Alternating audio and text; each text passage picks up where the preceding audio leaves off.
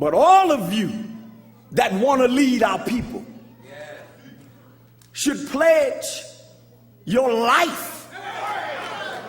If you turn against the aspirations of this people, you should pay with your life. And until you're ready to pay with your life, then get out of the leadership business. Because we, the new leadership that's coming up, we're not going to take that mess. Once again, it's on. Another Lions Out the Cage radio show. Now tuned into the motherfucking greatest. Keeping it 100 on World Wide Web. Talking to all you cyber soldiers, keyboard killers, and World Wide Web warriors. Stop what you're doing, cause I'm about to ruin the image and the style that you're used to. Lions Out the Cage over here. The black man is God. I'm God. Martin F. Muhammad is God. Some of y'all don't like that. Some of y'all is trying to turn the big G into a little G. Some of you all call yourself followers of the messenger and Honorable Minister Louis Farrakhan. When you refer to the black man as God, you try to spell it with a small G. G, G, G, G, G. If you square, I ain't talking to you no way. If you square, I don't even want you listening to me. Because what I got to say is for those who's out there who don't understand all this intellectual garbage that you've been talking anyway, because apparently it's been ineffective. The people need some real talk. They need to hear from real people who's going through the same thing. Ain't no big eyes and little U's here. I'm your brother. The thing about it is they did not factor in the lions being let out the cage.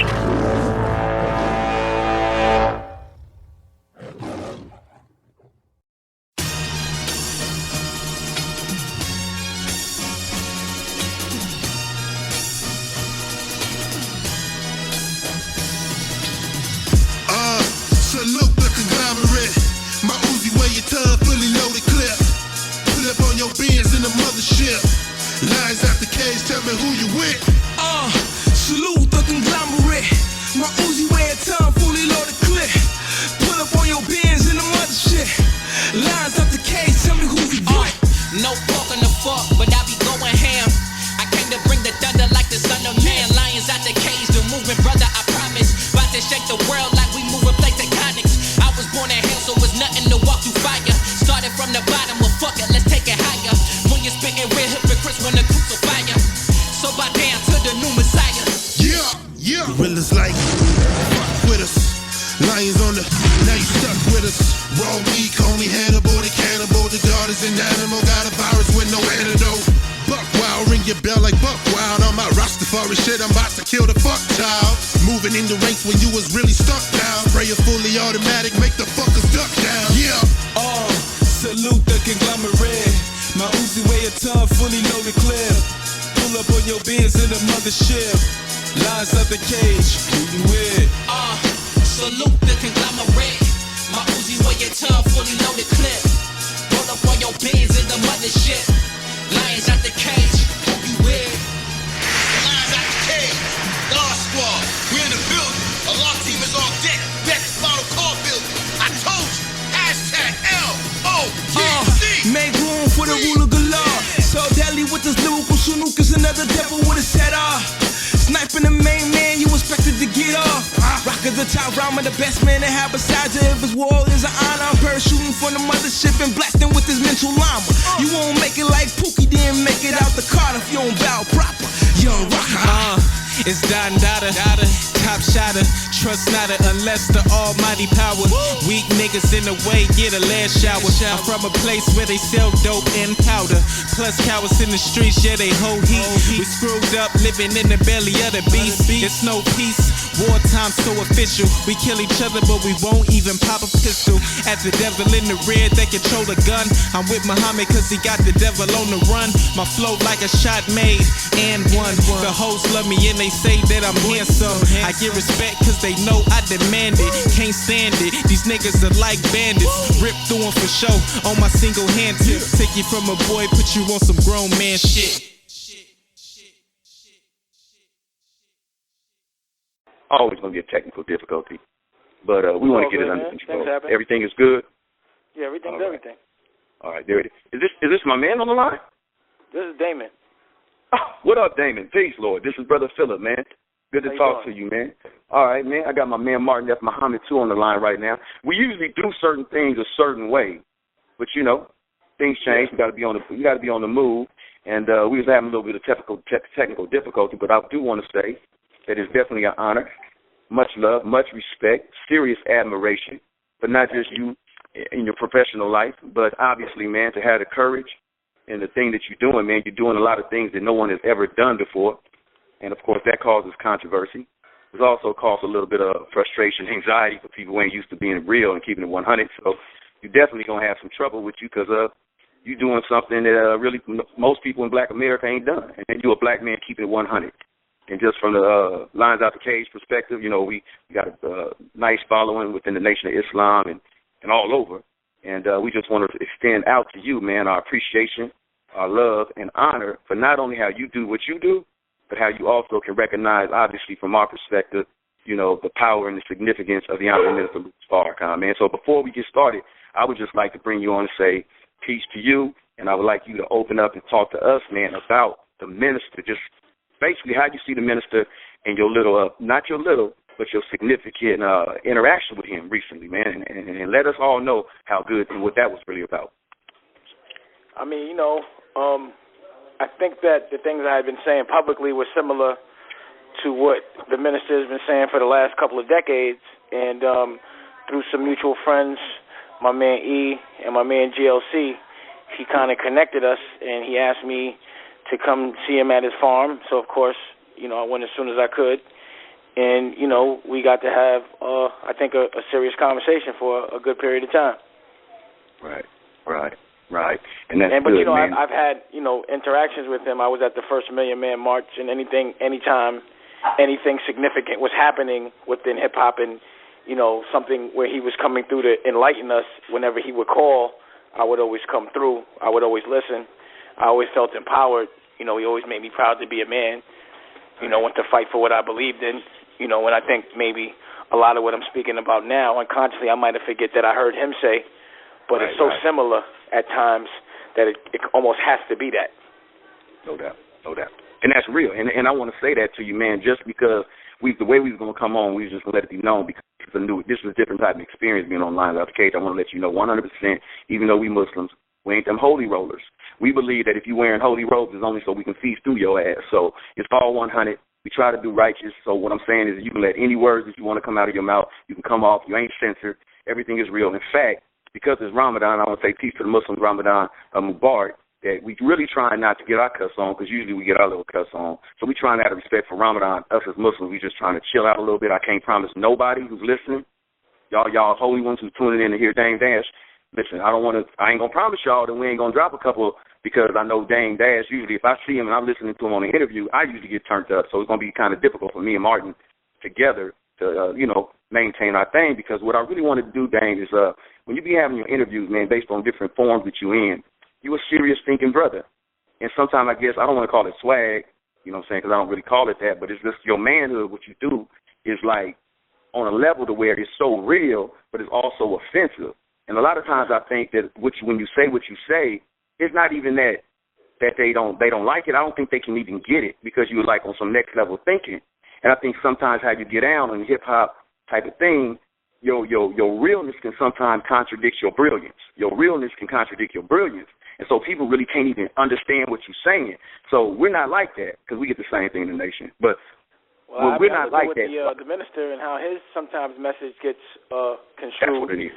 And how people try to act like just because it's serious and it's real that they get offended by it. And that never really bothers me. I'm a person that if you ask me a direct question, I'm going to give you a direct answer.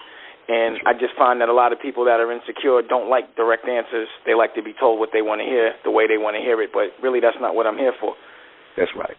I want you to be able to expound and build on some of the things that they always cut you off and shortchange you. Like, for example, we ain't got to get into it right now, man. When you talking about you selling motor oil, you got your own motor oil. I mean, that's some real shit right there. I mean, that ain't something you just say, oh, that's cool. Keep going. For the last 3 years, But again, that's something that I'm building for my family. You know what I mean? As a business, I'm learning. I don't ever expect to make money immediately. You know, I build legacy, and legacy takes time.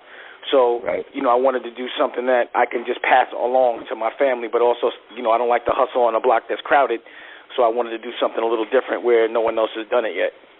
And that's what I'm talking about. And I got a factory in Williamsburg that was making it, so, you know, I just decided to bottle it up, bring a lifestyle to it, and now I'm just figuring out the business overall. But it's not my main concern, but it's definitely one of the... See, I'm a conglomerate. You know. Are you familiar with LVMH? No, go ahead. Give me the knowledge on that. LVMH owns Louis Vuitton. It owns Donna Karan, Givenchy, Moet, Hennessy. You know, basically luxury companies. So I'm a company, an umbrella company that owns other companies. Yes. But I'm doing it at a boutique level. I'm not public. I'm private. And you know, basically that's what I'm trying to do. So, you know, some people don't understand the Great Wall of China took 2,000 years to build. And the legacy I'm building is it's not the same game everyone's playing. You know, a lot of people play checkers where I play chess, and you know I don't even expect people to understand it because no one's really moving like that or even thinking like that. But yeah, Motor Oil is just one of the companies that I have under my umbrella, and again, it's independently owned. So that means every dollar that gets put up is mine. And that's what it is. And the thing about it is, man, being a forward thinker, people who can't see, ain't got no vision, ain't no leadership, of course they can't see that it's going to happen in the future because they stuck on right now. So I would bring up my man Martin. Culturally, people think that the only way a black man can do business is if he's in entertainment.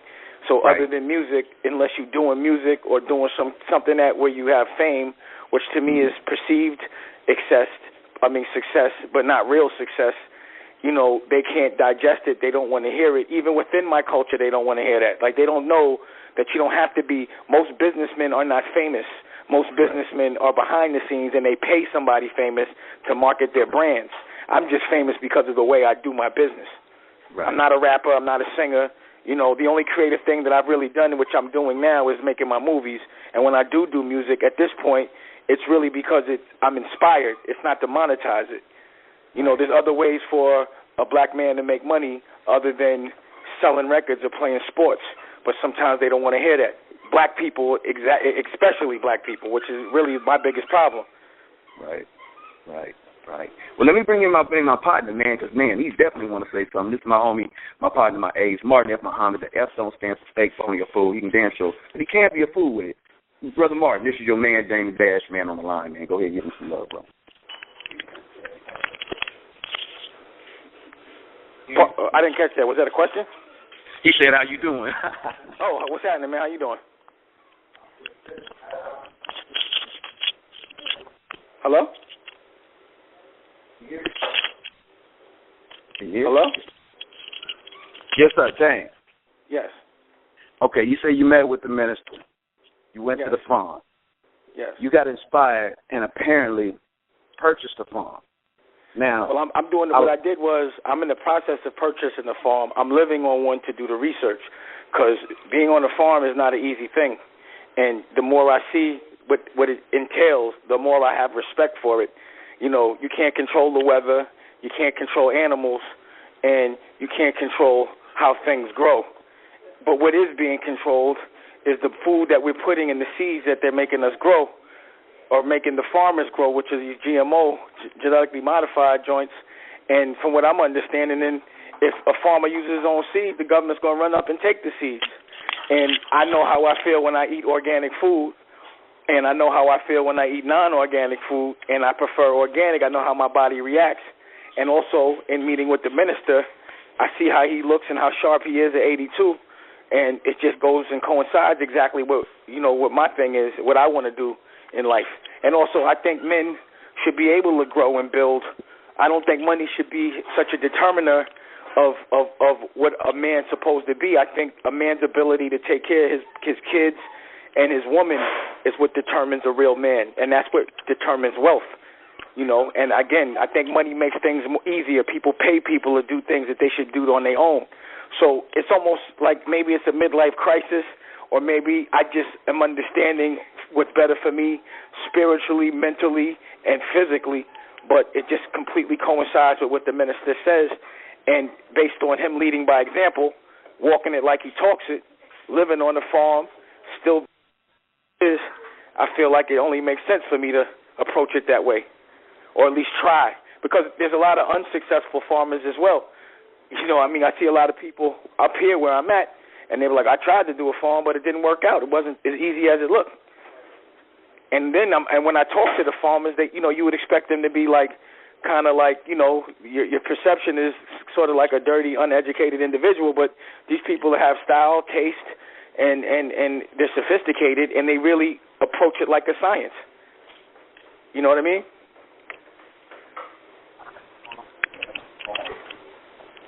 Hello? You can't hear you. Listen, he's saying he having a phone. Man, take your phone, get it off of mute, Martin. No, I'm not on mute. No, Martin. I'm on the farm. Well, let me see if I'm in the wrong. If I'm in the right spot. Did you hear? Was I going in and out the whole time? Paul? No, you actually good, Damon. It's a problem with technical difficulty. What's going on with Martin's cheap ass phone? He gonna get it straight. Oh, it's not me. Hold on real quick. Okay, let's go. Yeah.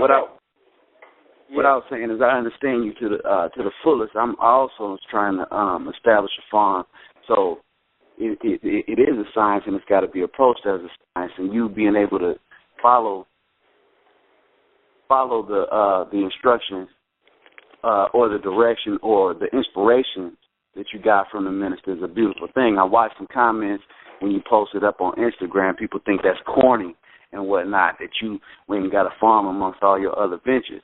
But I wanted you to speak and I could care less what people think. It's funny how corny people tend to judge so much that aren't doing anything. So I never heard that was corny, and usually they would not dare say none of that in my face.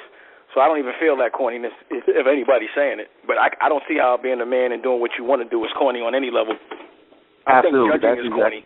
And I think that people that talk about other people that aren't doing stuff is corny. And I think that anybody that listens to somebody corny is corny. It makes no sense. It doesn't add up. You know what I mean? Absolutely. I never move accordingly to what like some nerd is going to think. You know what I mean? Or someone that doesn't have the strength to even try. And that's what I see you representing. What's different? You represent manhood in hip hop, which has been missing for quite a long time. We've been seeing a lot of grown up boys, but you entering into a conversation that's totally different. That nobody's been approaching it the way you've been approaching. Nobody's been approaching business the way that you've been approaching it, and nobody. Especially it had the advent of you introducing the culture vultures, which is like phenomenal in the sense that you started pointing that out. And I wanted you to go into that which has been destroying the culture, those culture vultures, exactly what you mean. And, you can get into it right here on Lines Out the Cage. I think the difference between me and everyone else is, I walked away from that business, and I have personal experience of getting robbed and treated as if I'm not the man that I am by these particular people, and I've watched them take advantage. So I'm not calling anybody out based on conspiracy. I'm calling people out based on my factual experience with them. So when I say Leor tried to rob me and he robbed my culture, I know he did. When I know Alan Grumblatt from Koch robbed me and did a deal behind my back, and I'm saying that from experience.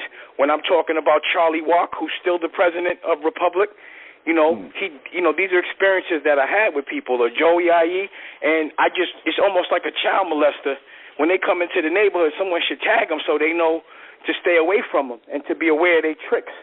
And then I'm watching these 360 deals get implemented, and then I'm watching the brand new wave, which is the internet, and how we monetize the internet, and guys like Mark Echo not trying to kick back when they're making money off of, the artists, and the artists still don't make money off their visual because they feel that they should be appreciative of the opportunity to promote their stuff.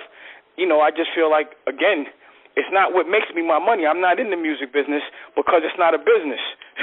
But I want people that think it's a business to know it's not and understand how they trick you into believing you need it when you don't, especially because there's a internet now and there's no need for a middleman, whatever culture it is. But the only way to really make money off of an artist right now, if you're not the artist, is to rob them.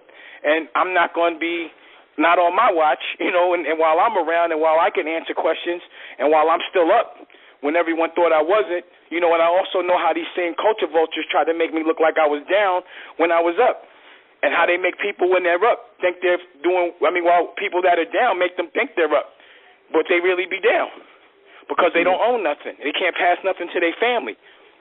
Yeah. Well, let me say this. I just thought that, my personal experience, I will articulate it and I will project it, and if someone doesn't like it, they can articulate it and project that as well. I'm calling out names so that people will ask these people those questions and they'll answer it. So if any one of these people I call out go to do an interview and no one asks them a question about me, then you know that that person that's doing the interview is full of it and shouldn't be listened to. Well, it's definitely going to be a conspiracy of silence, man, because when you're saying a culture vulture, and their particular culture is to be vultures, then, of course, they organize. They organize, and it's going to be a systematic attempt, man, to neutralize you and your voice, especially if you're speaking the truth, which you are doing. I think you were born for this hour, and it's a beautiful thing that you linked up, Brother Dang, with the minister, because he's definitely the leader of this particular hour in terms of our culture and fighting back. So I think you have He's the only one that fights. He's the only one that's given his life for it. That's it. And that's why I've always had respect for him, because at a time when that was way more dangerous then than it is now, he stood up and he fought for his culture, not just himself. And I think because of guys like that, it's our responsibility not only to make sure that the younger generation respects this man for what he's done, but also that the younger generation make it where they make these things come true, make this an actual reality, because his fight should not be in vain. He fought for us and went through a lot for us, and it makes it a lot easier for a guy like me. So I'm gonna do whatever I can to help. Man, you damn right. That he gets the props that he deserves, because I know how they try to do me. That's it.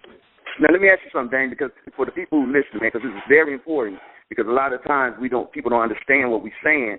In your fight against the culture vultures, break down as briefly as possible, man. Because I was building with Young Guru, the sound engineer for the man Jay-Z and stuff, and I was building with him, and we was talking about the 360 deal, and this was a few years ago, man. Please break down and let people know the 360 deal and what that means as far as the new form of slavery when it comes to these so-called rap artists, man.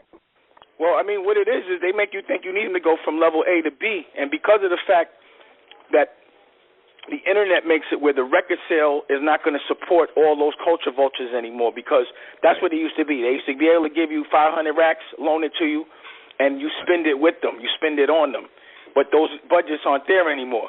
So now the only way they can make money is to get a piece of your show, a piece of your publishing, own your likeness, own, all these different things, your merch. Well, they taxing you. They taxing you then, right? And now you don't even end up with that.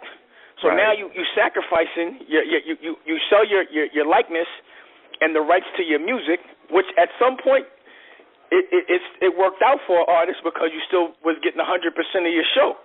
But if you think about it, if you got to give the label a certain percent of your show, your manager a certain percentage of your show, a booking agent a certain percentage of your show, pay taxes, and then pay the people that helped you with your show, like your band, because if you don't have a band, you don't really have a show. What money do you have left? No. And you can't sell your merch because all of that goes to your manager and everyone else involved. And, what do you have? You're publishing. How do you make money? The money comes from the ancillary things. It doesn't really come from the record sale. The record sale is like a stock event. It's a celebration so that you can sell everything else to make you look bigger as a brand. But, again, if you don't have nothing to pass to your kids, then you haven't done nothing. That's a selfish hustle, and that's the reason why I'd be like, you got to think about your future. Your future is your children. Your future is your wife when you're not there. You want to make sure that they're all right. So this 360 till, it kills your lineage. It kills your family. You don't have anything to pass. What are you working for? Like a slave. That's what it is. Man, so okay, so are you really getting the reason why it's like, at the end of the day, let's say I don't make $1, I'm gonna know how to grow. I'm gonna know how to build. So when I do get some cash, I'm gonna go buy me some land. And that's exactly what the minister was saying. When I saw him, it was amazing how much, I can't say I think like him, or it's how much he's probably unconsciously affected my thought process. Because it's hard to teach a man, because men are stubborn. They have to absorb it. They have to see it. It's not you could just teach a man a lesson. He has to see it work, and it has to rub off on him. So I feel like maybe a lot of what he's saying has been able to rub off on me, and because I'm a forward thinker, I've accepted it. But I think the millennial generation is ready for it, because the weight of all of these prejudices, like what the minister has to go through and what he had to go through, I don't have to go through that. None of us walking got to go through that. Just like what happened in Charleston today, that was appalling. That was ridiculous. But those crimes were happening every day. certain time. Like, I'm sure they was killing blacks 6, 7, 10, 20 at a time, but nobody was saying nothing. Now at least everybody's appalled. Before, only we was appalled. That's right. That's crazy. And that's real. Now, let me ask you, though. Let me ask you, Dane, for real, man. Are you getting any kickback? When you talk about the 360 deal, and I know, man, you when you talk about the 360 deal, right, and you're a boss, and you've been through this. You've been through your thing, so you ain't talking through a textbook. You're talking through life experience, right? So when you're hollering at the youngsters, man, you're trying to get at the young rappers or whatever, those who think they want that 360, are they kicking back? Are they resisting? What's your response? I mean, what's going on? Because what you're really doing is you're stopping the next level slavery. And so, of course, the enemy... It's funny what that paper bag of money will do. Like, I had a relationship with Currency, who's a rapper out of New Orleans, and that's all he did was talk about being independent. But the minute they waved the 360 in his face, he took that deal and sued me.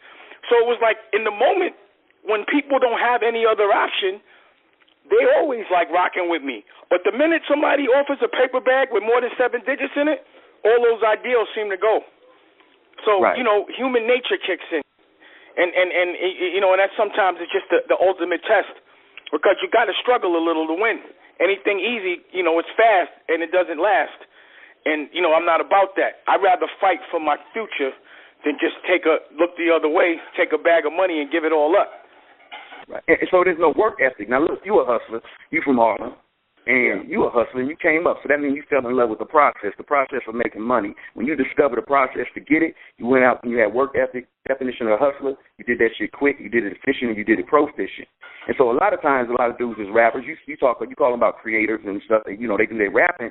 So a lot of them don't know how to hustle. And so I guess they want the culture vultures to do the work for them. So, damn, what can we do to get at these youngsters, man, to teach them a work ethic, a hustle ethic, well, so we can get out like that? When you're 25 and you're 20, and you're creative, one half of your brain works, which is not your administrative side. And as an artist, the reason why you are an artist is because it's hard for you to communicate like a regular individual. You communicate through your art, and you focus on it. So you'll easily give up a lot of stuff to deal with the things that you don't want to deal with. That's what artists do. They usually don't want to focus on what makes them uncomfortable. They want to focus on what they love and only do what they love. But as a professional artist, you have to have at least the patience to look at your business, at least set it up. You got to work the cash register first before you let somebody else do it, or else you'll never know if you're getting robbed. You know? But again, when you underwater, that relief sometimes, you know, it feels like you're going to die. You want that oxygen as soon as possible, and that's what money becomes. So sometimes when you're underwater, that paper bag full of money, like with Currency, I don't even really blame it on Currency. I blamed it on his lawyers, who I put out of business, both of them. You know what I'm saying? Because I sued them. I sued all of them for torturous interference and all kind of things. And they quit practicing law, you know? And now there's another lawyer trying to make money off of this situation, and this guy is black. He's a black lawyer. And I call him like, yo, I'm not trying to sue Currency. I'm not trying to fight another black man over his stuff and my stuff. We should be able to talk about it. But because so many people make money off the things that an artist doesn't want to do, they capitalize. Even I spoke to Beanie Siegel. When I spoke to Beanie, I said, what's with that $11 million I heard? And he said, oh, my lawyer told me you owe me $11 million. I'm like, come on, Ron Sweeney. So I'm calling Ron Sweeney out right now. Why you going to tell that man I owe him $11 million? Because you're not doing your job. But when he asked me about his royalties, I sent him over everything. The number to Lions. I'm like, since when am I supposed to collect your money? I didn't collect your money when we had a record deal. Why would I collect your money when we have a movie deal? That's your lawyer's job. So he tells you some ridiculous number to take the attention off of how he's robbing you, and then he separates someone that's protecting you. You understand what I'm saying? So a lot of it be the lawyers that do this because they get paid. See, if you get money on the back end, a lawyer won't get paid. They usually get 5% of what you make. So a lawyer's constantly trying to get you to make upfront money so that they can get a piece of it quick. They don't even care about you in 10 years because that's really how long it's going to take to get it, you know, besides your show. Well, okay, if they can get in our culture, and you can have the culture vultures pretending like they us. But these are black people I'm talking about. Ron Sweeney is black. That's what I'm saying. Those are black people trying to be in their culture. Currency's lawyer right now is black. The lawyers that sued me with Currency, those were black women. Right. And so they in the wrong culture. They defending the wrong culture. So they have a different culture. See, right. You know, there's man's law and there's God's law. There's humanity.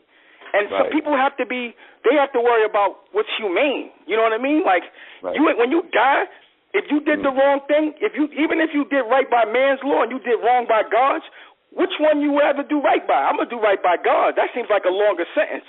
Right. If you're going to do right, you might as well be right by God. But, they ain't got that. Now, look, what can we do about that thing? I mean, for real, though. I mean, I know you making... Education is the most important thing. It's about perspective. It's not a physical thing. It's a mentality. See, I'm not saying nothing different than I've been saying for the last 10, 15 years. But when I was saying it 10 years ago, everybody thought I was nuts. And then when everyone started bombing on me publicly, they were like, oh, I'm not touching him. But 10 years later, all these people that are employed are now unemployed. It was temporary, but I'm still here, and my legacy still lives. I'm still current, and I'm still evolving and doing new things.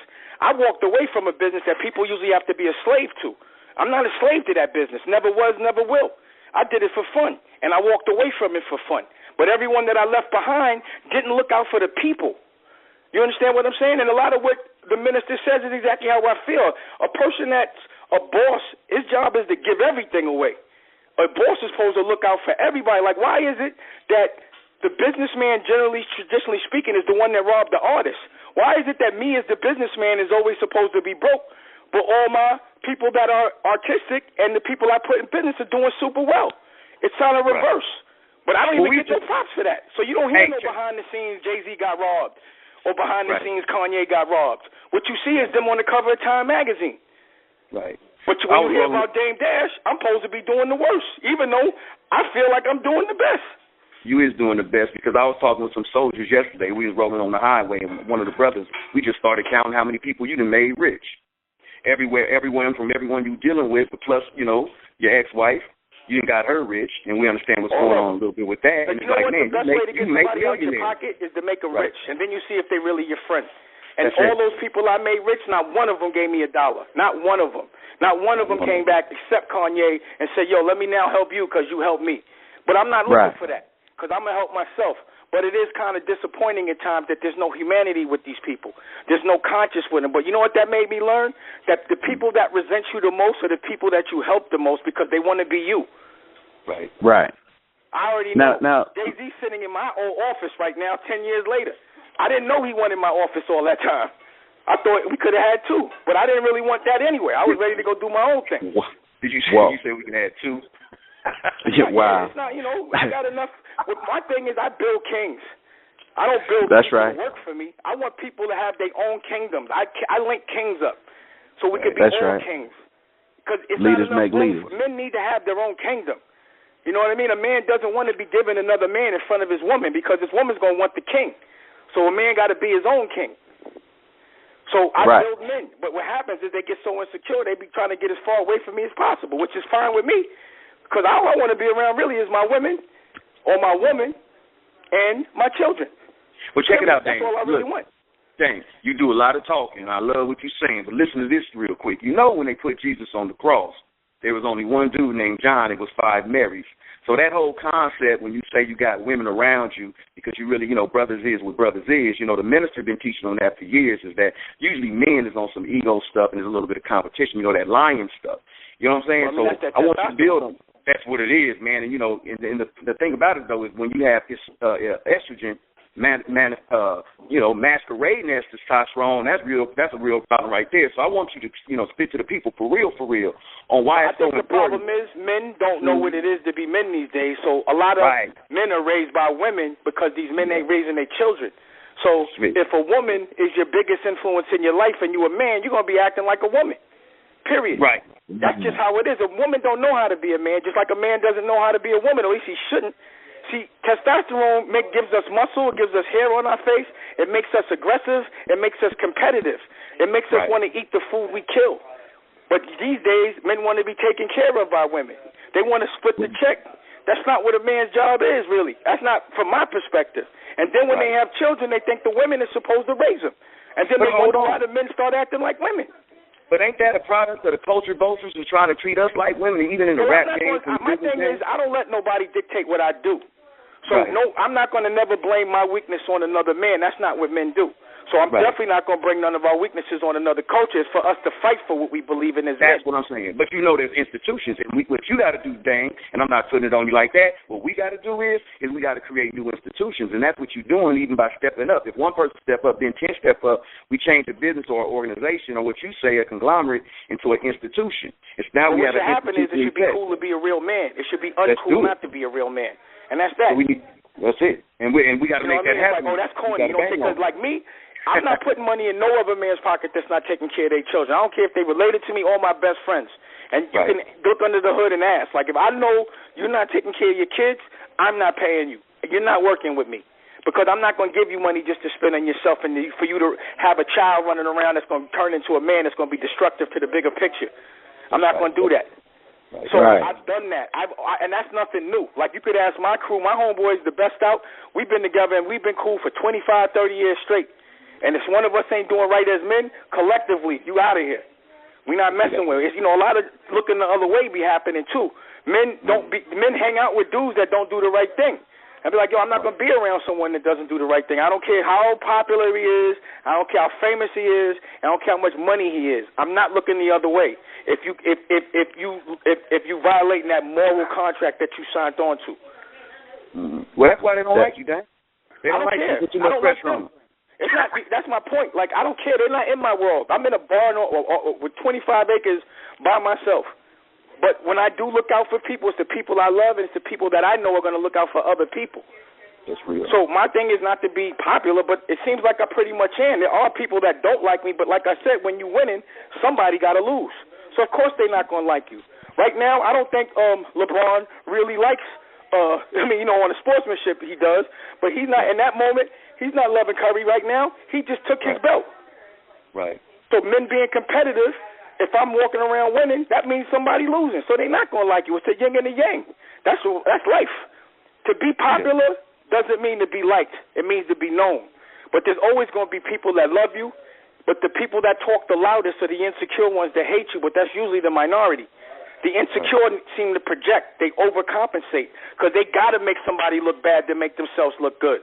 Just like a guy that knows his girl likes the other guy, he gonna talk in front of the girl. Oh, he's broke, he's soft, he's this, dirty he's man. that. Dirty man. All that does is make the girl like the guy. Yeah. Right. Why you got this nigga on your mind? Right. That's what it is. And the way I know that is because before I was in a relationship, I never been having problems getting girls ever in my life. Then. Right. Well. But look at though, man. And that's all I care about. So, men don't have to like me. Women do. Let me ask you this, Dan. Like, sustainability. How does that relate to what you see going on in the world? You brought up Charleston, South Carolina. The same thing happened in Memphis, where they didn't get to, body nobody, but they shot through the door of the church. The church, that's where historically our women and our children are. They're in the churches.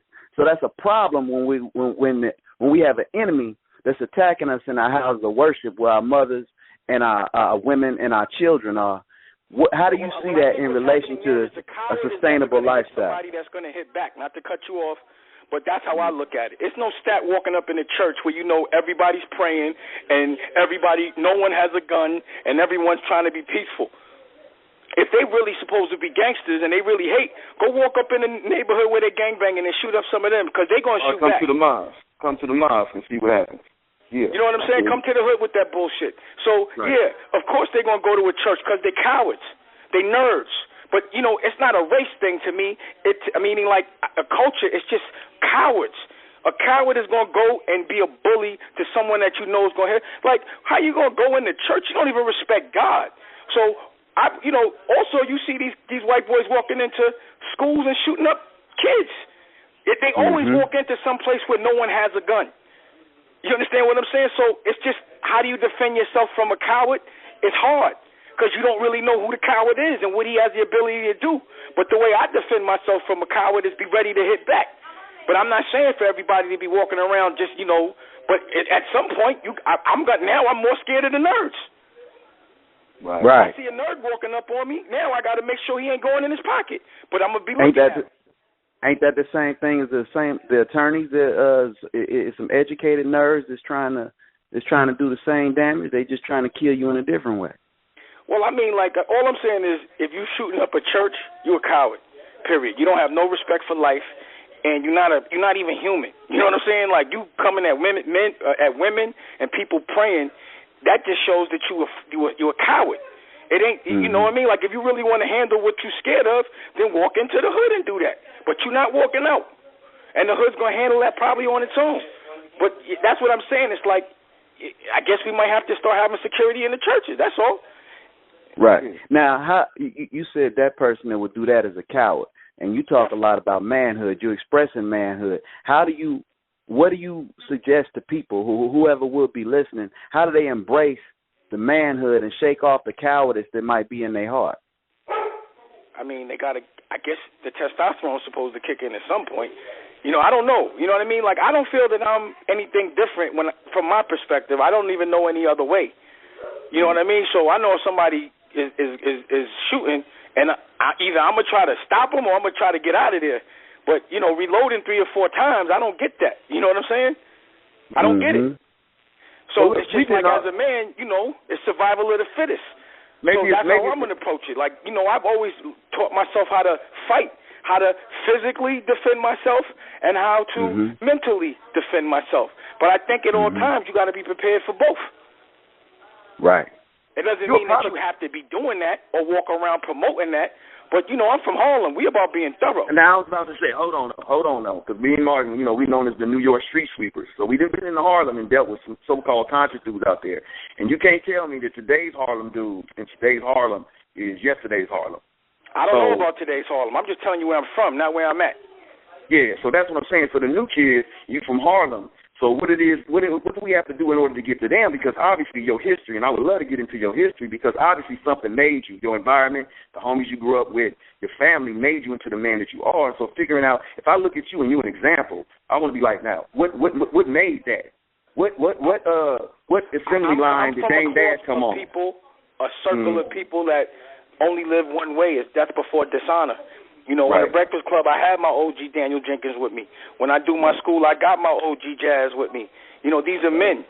These are people that I watch do whatever they had to do in that war, do their time like real men, but every dollar that they get, I see it go to their children. They putting kids through college.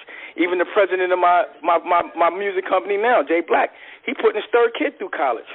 But, you know, that was Rich Porter's. You know, Rich Porter taught him how to be. That was Rich Porter was his OG.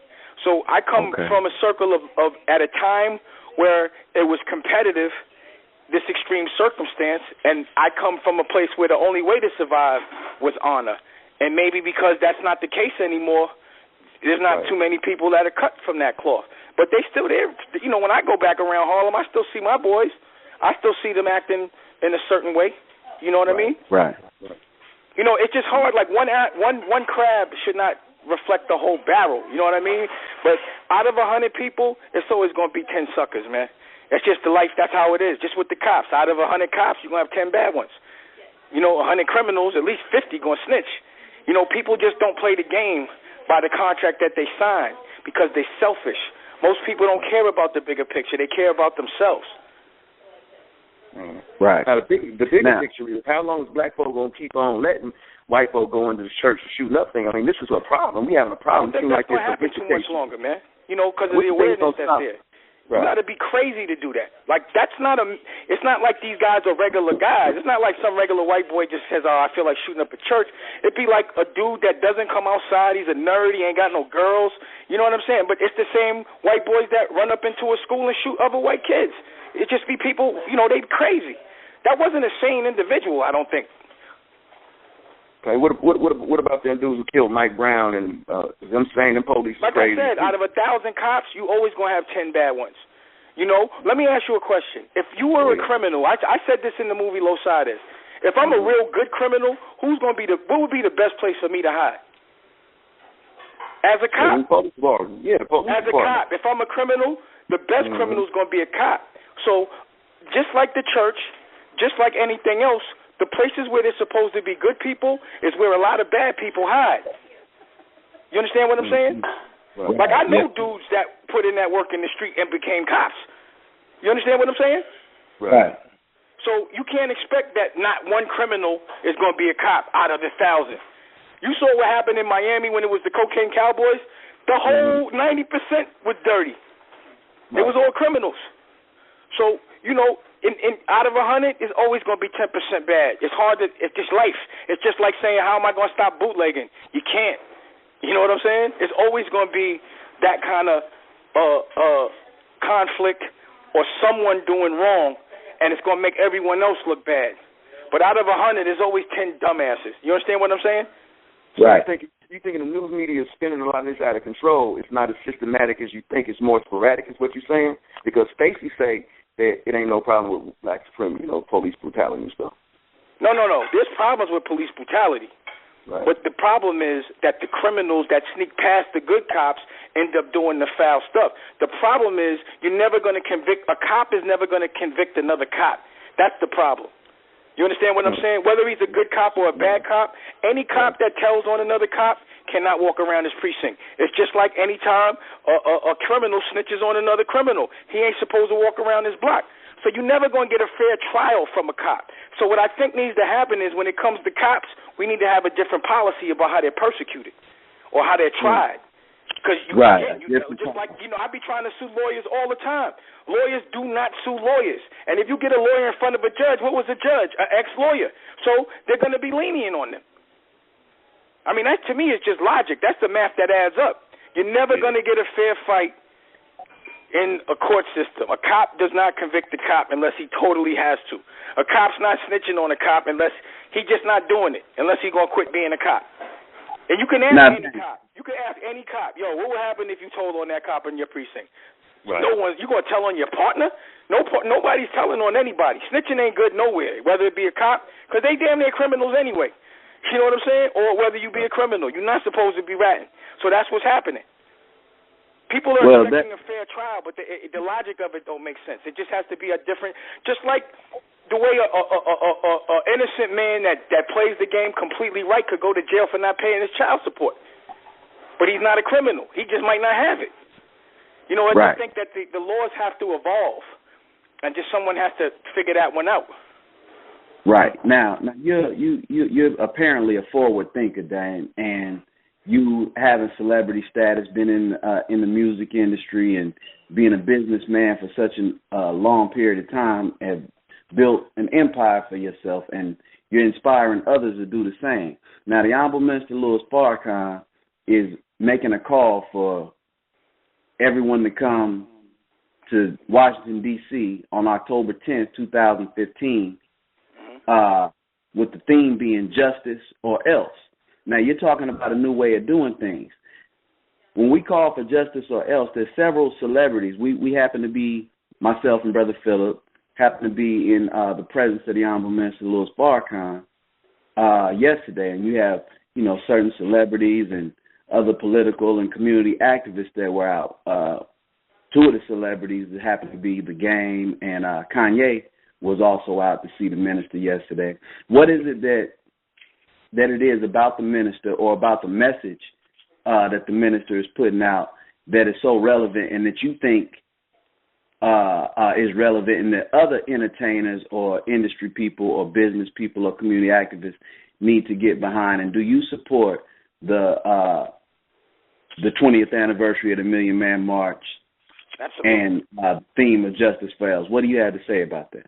I mean, I definitely am going to support any time a black man is strong enough to bring other black men together and they're going to be peaceful for a common cause and something that's better for the bigger picture. But I think it's a call for men in general, you know what I'm saying? But I'm going to support that, and I think people are always going to listen to the minister because he's built a brand of telling the truth regardless of whether people want to hear it or not. He's built a brand of being in an environment where it's not safe to tell the truth, but still telling the truth. And he's also built the brand looking super cool while he does it, you know? Right. So, you know, like he has a lot of swag with him, you know what I mean? Right. So it's like, it ain't like he's a person, like in order to lead people, you have to be a person that people want to be. And he's exactly what a lot of people want to be, you know, swagged out, strong, intelligent, and powerful. Whether, you know, he's a good gangster. You understand what I mean? But everybody wants to be a gangster. But he's a good one. You know what I mean? He's the one, you know, like if I'm going to be doing something, I'm going to do something that's for the good of other people like he does. I'm going to teach the people. But I'm going to look cool doing it. Nobody wants to listen to a lame. But he's not a lame. Right. That's real. And he's 82, and he still looks better than most people 50, 40. He's killing them. Killing them. You know, so why wouldn't you? That's what a leader is. A leader is someone that people want to aspire to be. So he lives it as opposed to just talking it. He walks it. So he didn't say go buy land and go do a farm and not do it. He did it. And then he's teaching. He's generous with his information. He told me how to make dirt. You know what I'm saying? Like compost. I had no idea that you had to do all of that. Hey, Martin tried to show me how to make dirt. Seeds. You know, he has a very sophisticated scenario over there. Right. Like he's and he got younger people, and all you see is people walking around happy to understand how to grow. Right. Now, see, we get a lesson in the Nation of Islam. It's called English Lesson C1, and a portion of that lesson says, why does he fear now since he's a big man? Speaking of us as children. Why does he fear now since he's a big man? It's because the devil taught him to eat the wrong food ever since he was a baby. We've been fed the wrong food mentally, physically, and spiritually, and the Honorable Minister Louis Farrakhan has taken us back and showing us how we must have some of this earth that we can call our own. Now, you are taking heed to the message, and because you're in a financial position to do so, you may be able to move quicker than somebody who might hear it and want to do it. You know, I was blessed to secure farmland myself, and I'm striving to do the same thing. So, listening to the Honorable Minister Louis Farrakhan, you spoke on sustainability. I really want you to get into that aspect of what you feel a sustainable lifestyle will do for a people who have been up under oppression for the last 450 years. Can you speak on that? I mean, I think that's why, and I always, you know, look at the minister as a genius, because he's understanding that the millennial generation, the future, hasn't been bogged down with so much propaganda.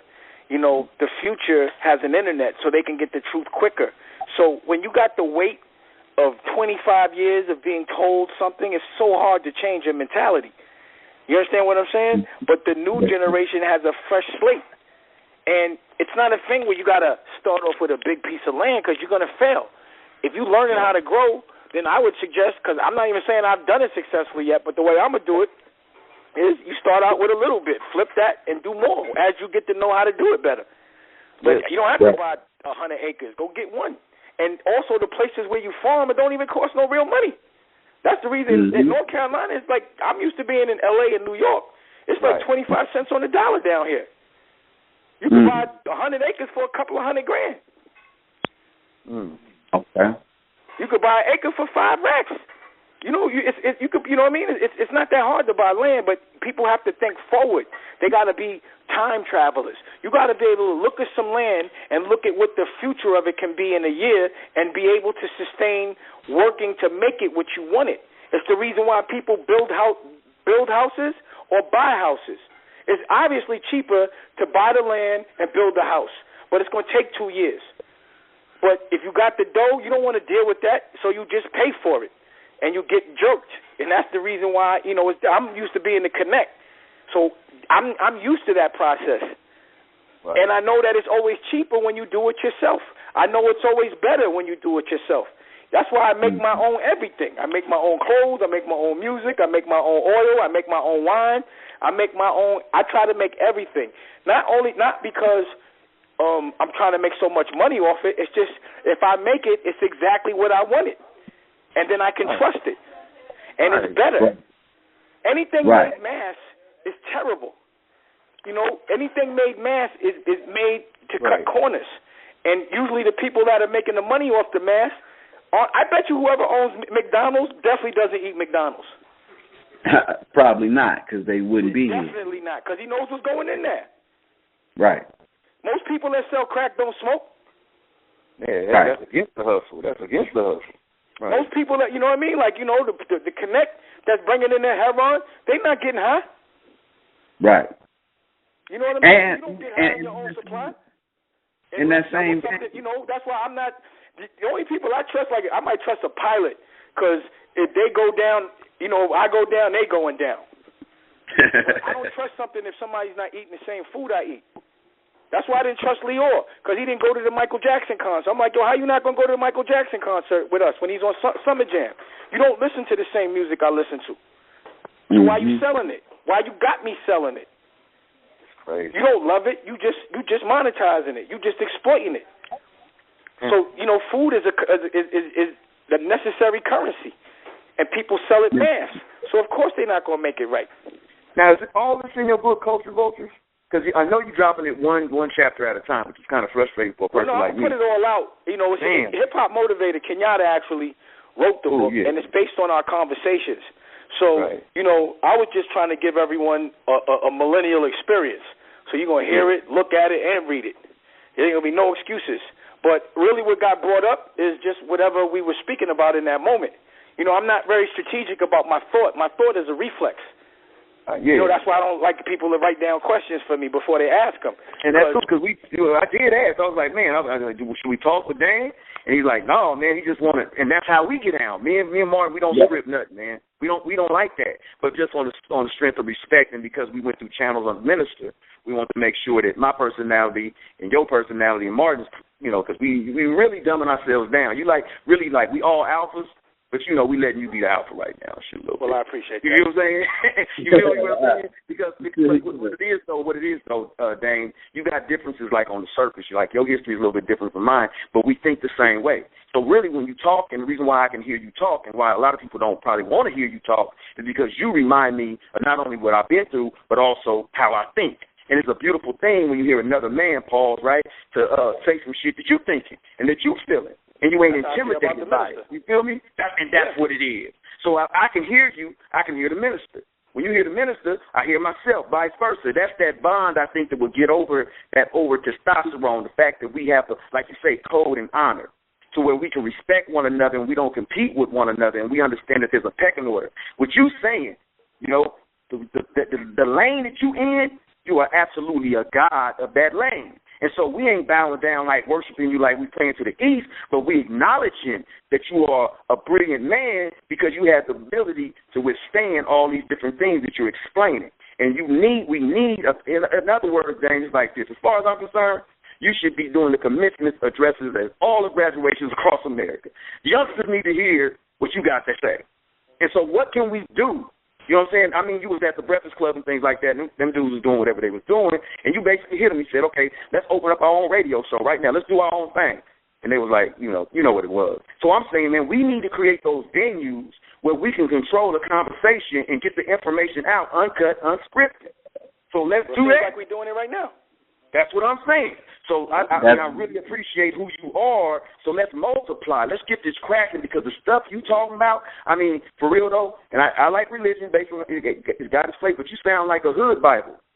The stuff you saying right now is what a prophet would say to the youngsters. And saying like, look, thus says the Lord. If you keep being a slave and you keep being a punk, you're gonna die. So I think whatever you do, like you sell oil, I think Damon Dash need to be in a bottle and sold somewhere. Pause. You know what I mean? Well, I appreciate that. But, you know, I also do my little Poppington University school where people come and they get to talk directly to me and ask me direct questions as long as we talk in a respectful way. And then I also, you know, like on PoppingtonUniversity.com, you could buy it for $10. You know what I mean? Like it costs $500 to get personal just because I got to pay the bills in New York. But, you know, I'm in Albemarle. And that's what I've been doing. I've been opening up galleries around the world, from here to China to Thailand, just so that there's a platform for like-minded people to get together and talk. Right. You understand what I'm saying? So really what needs to happen is, like you said, alphas have to be able to go into each other's kingdom and talk. So I was able to go into the OG alpha and listen to him, but he also was patient with me when I had things to say as well. And he's the most soft-spoken person in the world, the most respectful person to talk to, and he's a great listener, and he remembers the little things that you say. I say a lot of things quick, and he can revert right back to what I said 10 minutes ago after I go through my whole spiel. Right. Because he's really paying attention. That's because he's interested. Some people hear because they're just trying to get through an interview. Other people hear because they're actually interested. And the minister is interested, and that comes from love. You're talking about a culture of love. I listen to your interview. You got to operate with love. And you got to love. The first step of love is communicating. So I got to be interested in what you got to say. And that's a beautiful thing. And I think we have to make the community understand our culture. If we want to defend ourselves against the culture vultures and come strong, then we have to make our people fall in love with truth and get them off this ADD stuff. We got to be more focused and paying attention and sitting our asses down and really listening when the OGs talk. And I think anything we can do to help. OGs the props they deserve, and you have to teach right. people to listen. See, that's what I always do. I empower my OGs. I make sure that people don't know. That people know that my cloth didn't come from me. It came from the people that were gracious enough to raise me and give me the right advice when they didn't have to. You see, the people I knew 25 years ago didn't know what I was going to be, but they treated me so fair and equal that I was able to apply the things they taught me in my life, and I feel I owe them, and I feel that the world needs to know, like, without the OGs, there's nobody passing information. And if you ain't a real man, you're going to be scared to pass the right information for survival. Some of the information that some of these men, that's why the Breakfast Club had me kind of bothered, because I'm like, yo, you teaching your son to work for somebody? That's what you want him to do? Right. Now. You going to pass to your son? I know I'm teaching my son, and that's why I brought my son up. I'm teaching my son to be an entrepreneur, and at 22, that's exactly what he is. Dang, we got the phone lines filled with people that got children, they got sons that want to do things, they got personal endeavors, that they want to see come to fruition. I want you to go into and explain what you mean by, generational wealth. You talk about generational wealth, and when you talk about, surrounding yourself with women, because we got a lot of brothers that, that's down with us, they listening on the line. When you surround yourself with women and talk about the generational wealth and what that really means to you. Well, like I said, unless you could pass it to your kids, your children should not have the same problems as you. They should have problems, but not the same ones. So if my son is doing the exact same thing I was doing, he's going to have the exact same problems. I don't want that for my son. My son should be worried about taking care of his family. He's not even worried about taking care of himself because I got him as a man. But he's still going to take care of himself, so he has the ability to take care of his own child. But unless you have ownership, you can't pass it. If you have a good job, someone could fire you.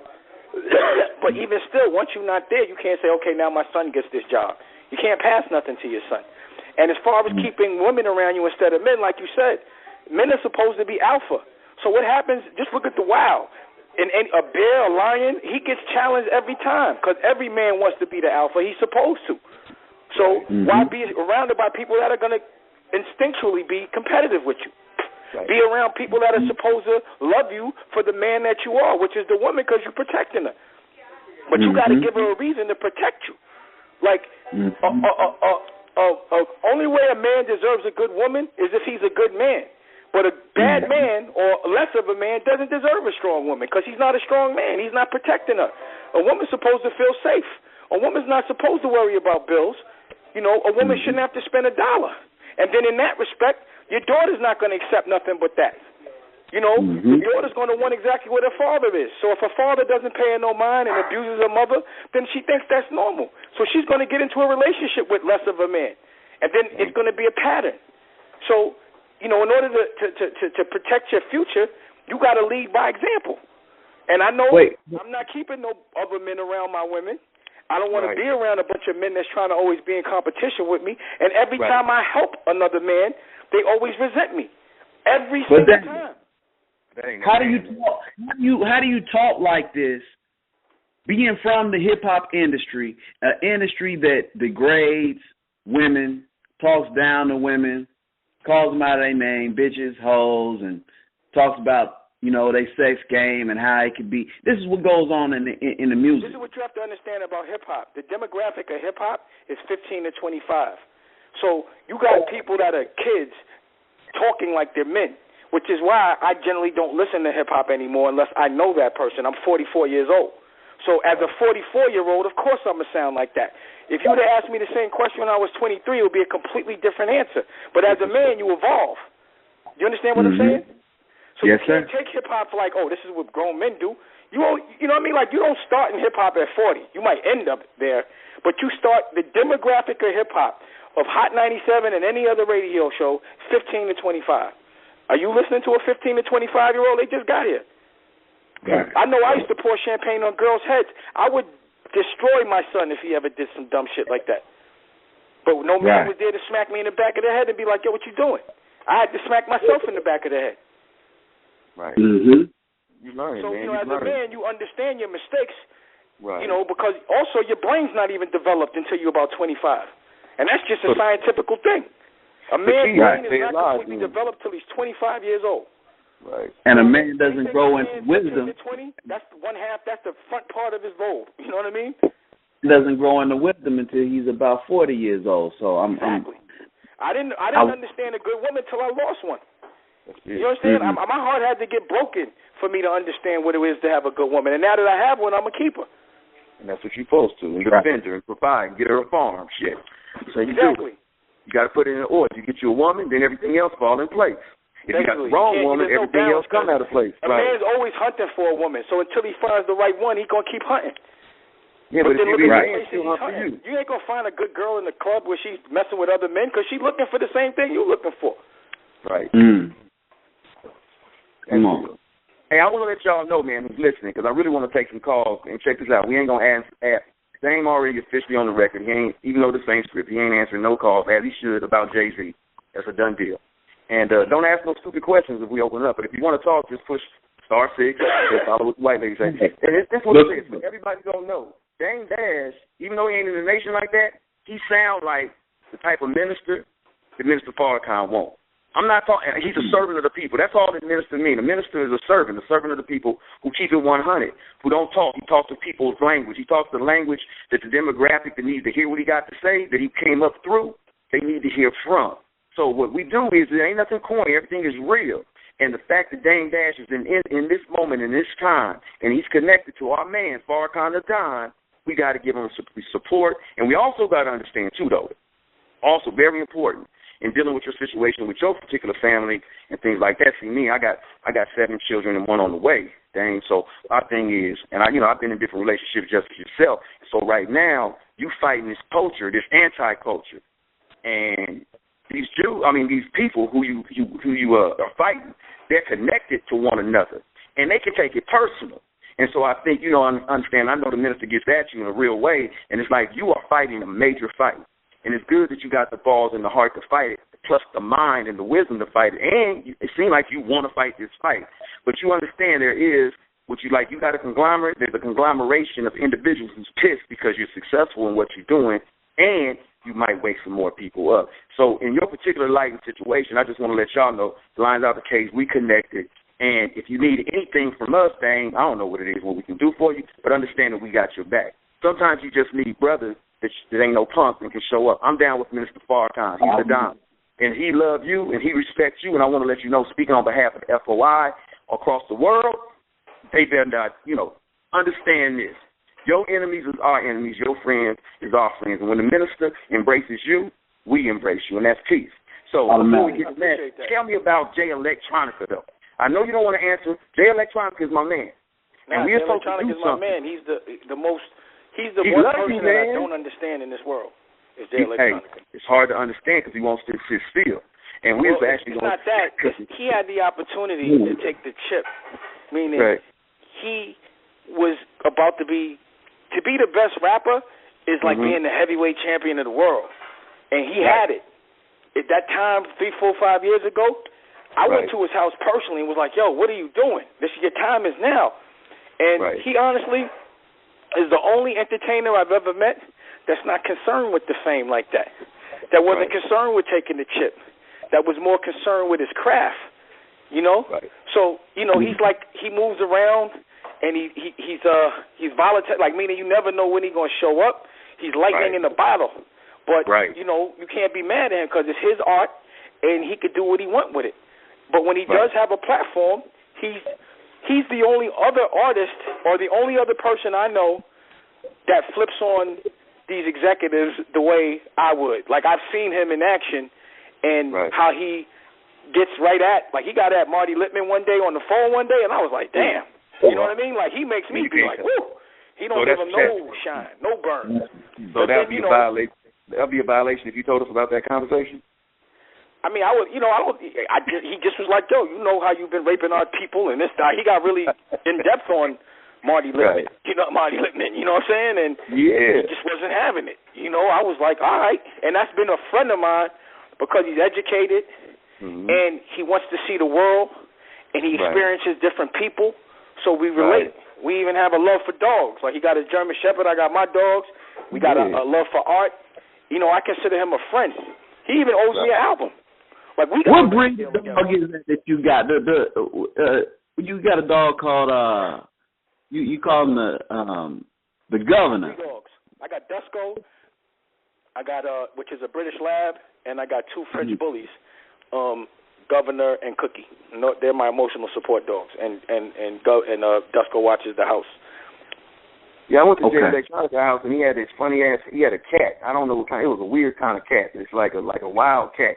And he had his dog. But you're right, man. And we got the first person he wanted to talk about was you, because he was like giving you props, man. Like he said, man, Dame's the only really one. And you know how he talked, that little stutter thing that had me broken. And so he's like, yeah, Dame is the brother because see he keeps that shit 100. He's like my counselor. He's my concierge, is what he was saying.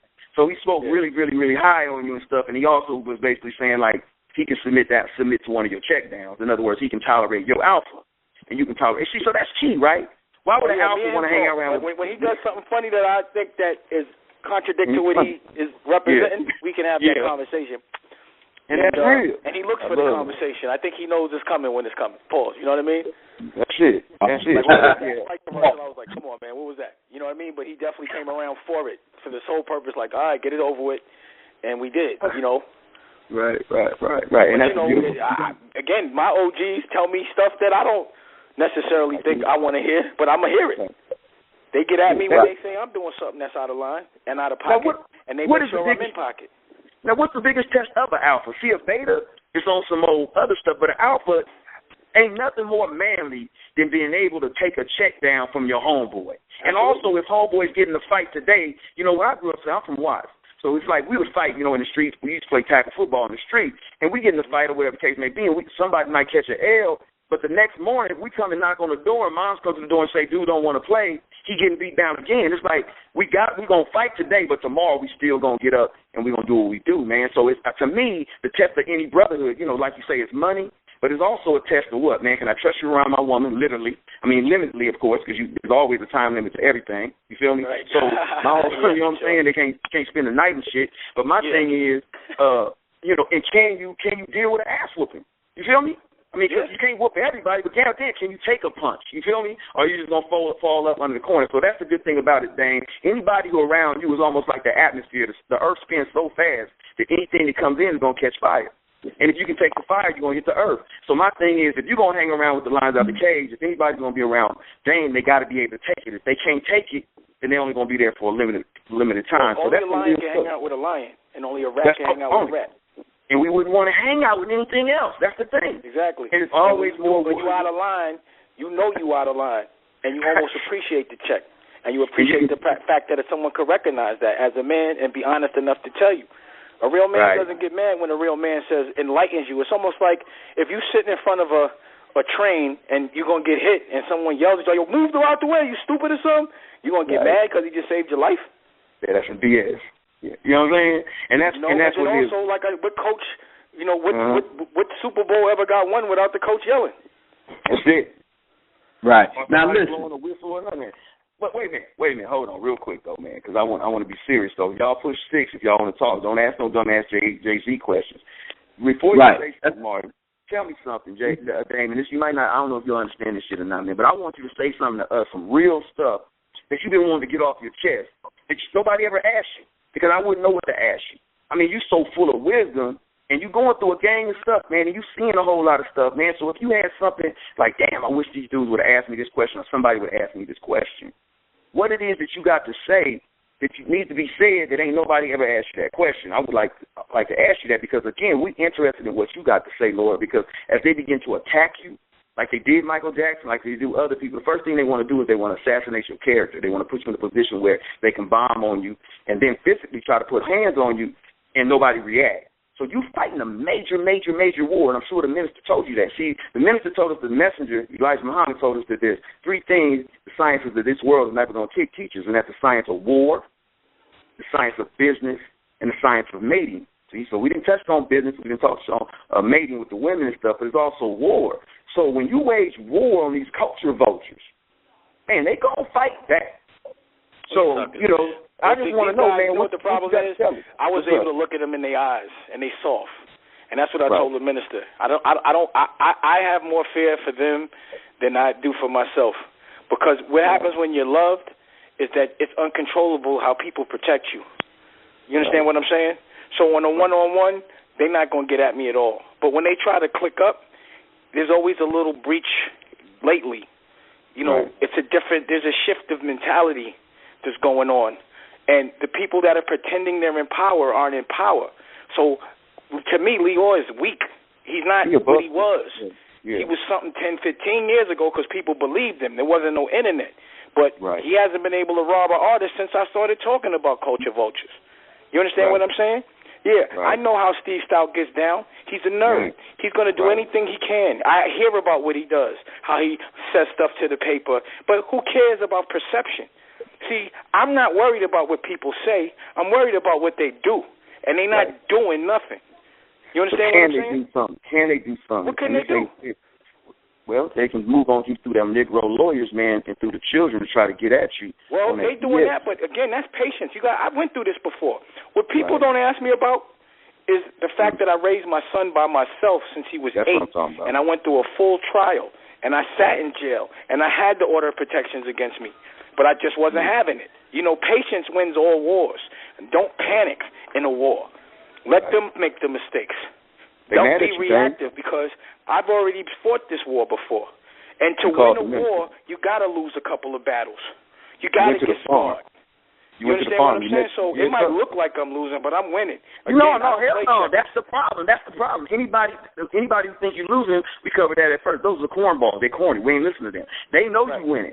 And you really sealed your victory when you connected to the minister. So what I'm saying is, if they were mad at you before, I mean, they got to re-strategize how they coming at you, man. That's how real it is. They better. All they need to come at, because you know what the problem is? The strongest force on the galaxy is love, and that's all I'm fighting for. If I was fighting for money, then there'd be a glitch in my armor. But I'm not fighting for money. I'm fighting for love. I want to love my kids. I want to love my culture. All I want to do is give away to my culture and look at it. You know who else y'all need to get with? JT. He's in Atlanta, but he's from... we gotta get JT. Yeah, we know him. Yeah, you know, I'm looking at what he's doing. He's building up stuff. He's teaching the people and all that, and he speaks very highly of the minister. He actually was like, yo, the minister changed and saved my whole life. You know? Right. So there's a lot, and we link up. You know what I'm saying? Like him and I, he at some point thought I was his competition, and I was like, dog, give me a hug, man. I love what you're doing. You know what I'm saying? Right. I'm not going to fight you. We're going to fight together. Right. Well, we definitely want to connect with you, JT, and really put something down on behalf of the people so that we can change the condition that we've been in for such a long time, and we have to do it at a rapid pace because the enemy is working at a rapid pace. And the things that you're saying, you're inspiring the culture, even though they may not give you your props. Maybe nobody might not give you a phone call and tell you, dang, like what you said, changed my life. It's going on. It's happening. You're connecting with the Honorable Minister Louis Farrakhan. You got celebrity guests that are connecting with the Honorable Minister Louis Farrakhan. Why is that? Because the truth is infectious. You can't get away from it. And you're giving them a pass. They want to be cool like you. If they mimic your basketball shorts and they brand everything you do, you started all kind of stuff. I mean, you and your man Cameron started Pause. We doing pause now. I never knew where that came from. And I'm saying pause. I don't understand how y'all can say pause and wear all that pink. That's the stuff that threw me off. So maybe you can break that down. They started No Homo. That was the generation that we did pause. They started that too. They did No Homo too. I thought that was my shit. They did No Homo. We did pause. Like he's a generation under me, so we came up. He's like 6 years younger than me. So their version of pause is No homo. No homo. But, you know, it's just jokes. You know what I mean? But it's something. It is all good. It's something in Harlem that we do to keep ourselves laughing, man. That's all. And it's like a joke that was between us, but it just went through the whole world. And you say that about laughter. You say that about laughter, Lord, and it's the thing. Another element, since we're dealing with alpha males. If you can't laugh, see, the laughing will also bring a balance. A smile, a crack a smile. Laugh is something that only alpha males can really do, because laughing with the alpha males, we laughing in the right spirit, but laughing with a bunch of betas in an alpha male, you think we clowning each other and we laughing at you. You understand what I'm saying? So proper laughter is also necessary. We in the room. Sometimes people laugh to hurt you, and sometimes people laugh to teach you. And they want to make others laugh. Again, a funny way to bring awareness to a weakness, and for you to know that it's funny what you're doing, so you should need to stop. Really, that's where our laughter comes from. I definitely respect that genius. Now, I don't want to get into other stuff, but this is very interesting because, look, man, I don't know when I'm going to get a chance to holler at you again, but this is the thing. I'm from the West Coast, and I understand the homie Cameron and stuff. He's real cool. I like that dude. But when you wore the pink stuff, what was that about? Now, did you trip on that? But I think he was trying to do something different. But, man, you're asking about pink. Guys are running around here wearing dresses these days. No, I know that. That's what I'm saying. Pink is the least of our concerns right now. That was 10 years ago. Right now, because we don't, you know what I'm saying? It's like cool to be calling, you know what I mean? Like, I'm not going to knock these young dudes because I don't understand where they're coming from, but I'm not wearing no dress.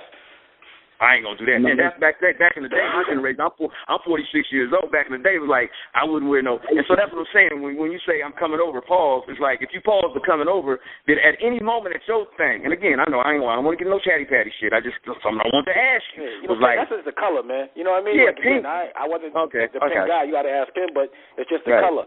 But he was still wearing. The thing was to make something that was perceived as feminine look masculine, which is what he did. You know what I mean? And also to be different and to show that he had enough confidence to do what he wanted to do. I mean, I think a lot of what these young dudes are trying to say is they don't care what people think, but I think there's a limit there. That's important because, you know, the whole thing is about having confidence and self-confidence and maturity within yourself. Like I saw an interview you did and you talked about, shit, you took your tooth out. Like, and you're like, man, I can do that. Like, you know, it's nothing. You know, you're not worried about what another man thinks about how you look, you know, and sometimes you got to switch your style up and be different in order to appeal to another group of people. Because he was clowning the suede hat at the time. He was clowning the suede hat. He said, man, take the hat off. And it wasn't really he was clowning suede. He was more on some stuff like, man, we get our comfort zone. So a real alpha is not never shaped by his environment, but he changes. He produces environment. So it's like, you know, that's a good thing.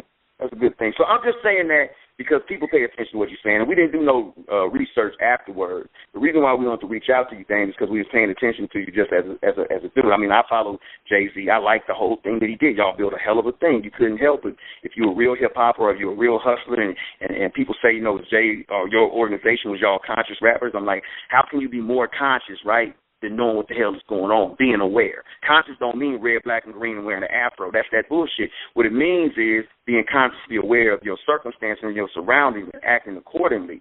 So if anybody asks me, is Damon Dash or Kanye West or even Jay-Z, is he conscious? I'm like, yeah, he's conscious. You can't do what you do and be blind to what's going on.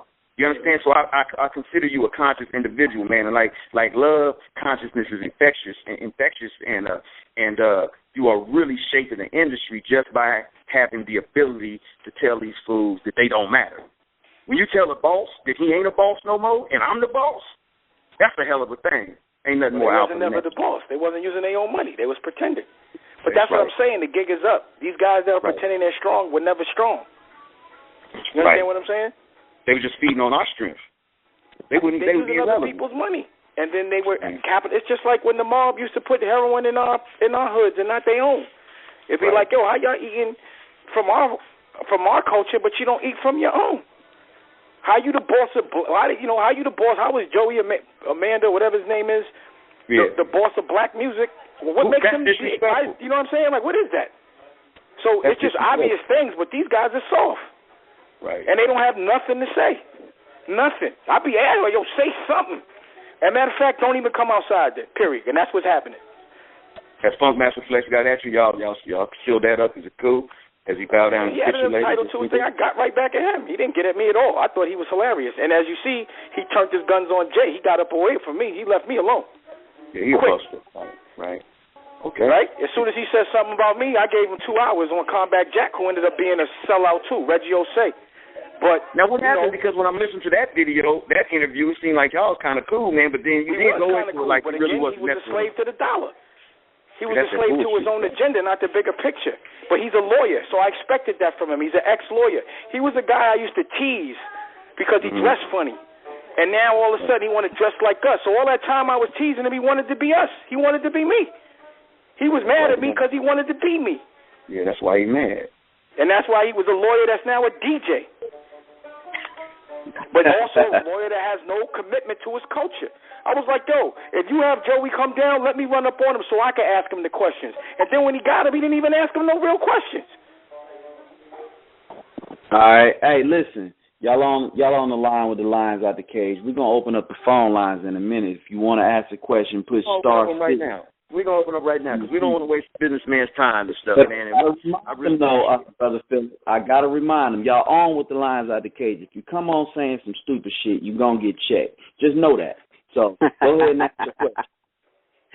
LOTC for life, black man. It's Rakeem Khalik Muhammad. Peace, God. Peace, Lord. Yo, check this out. Bro, Damon, I just want to say I'm proud of you for coming on the show, brother. You are a man to show strength, brother. You don't give a damn what nobody else say or think about you.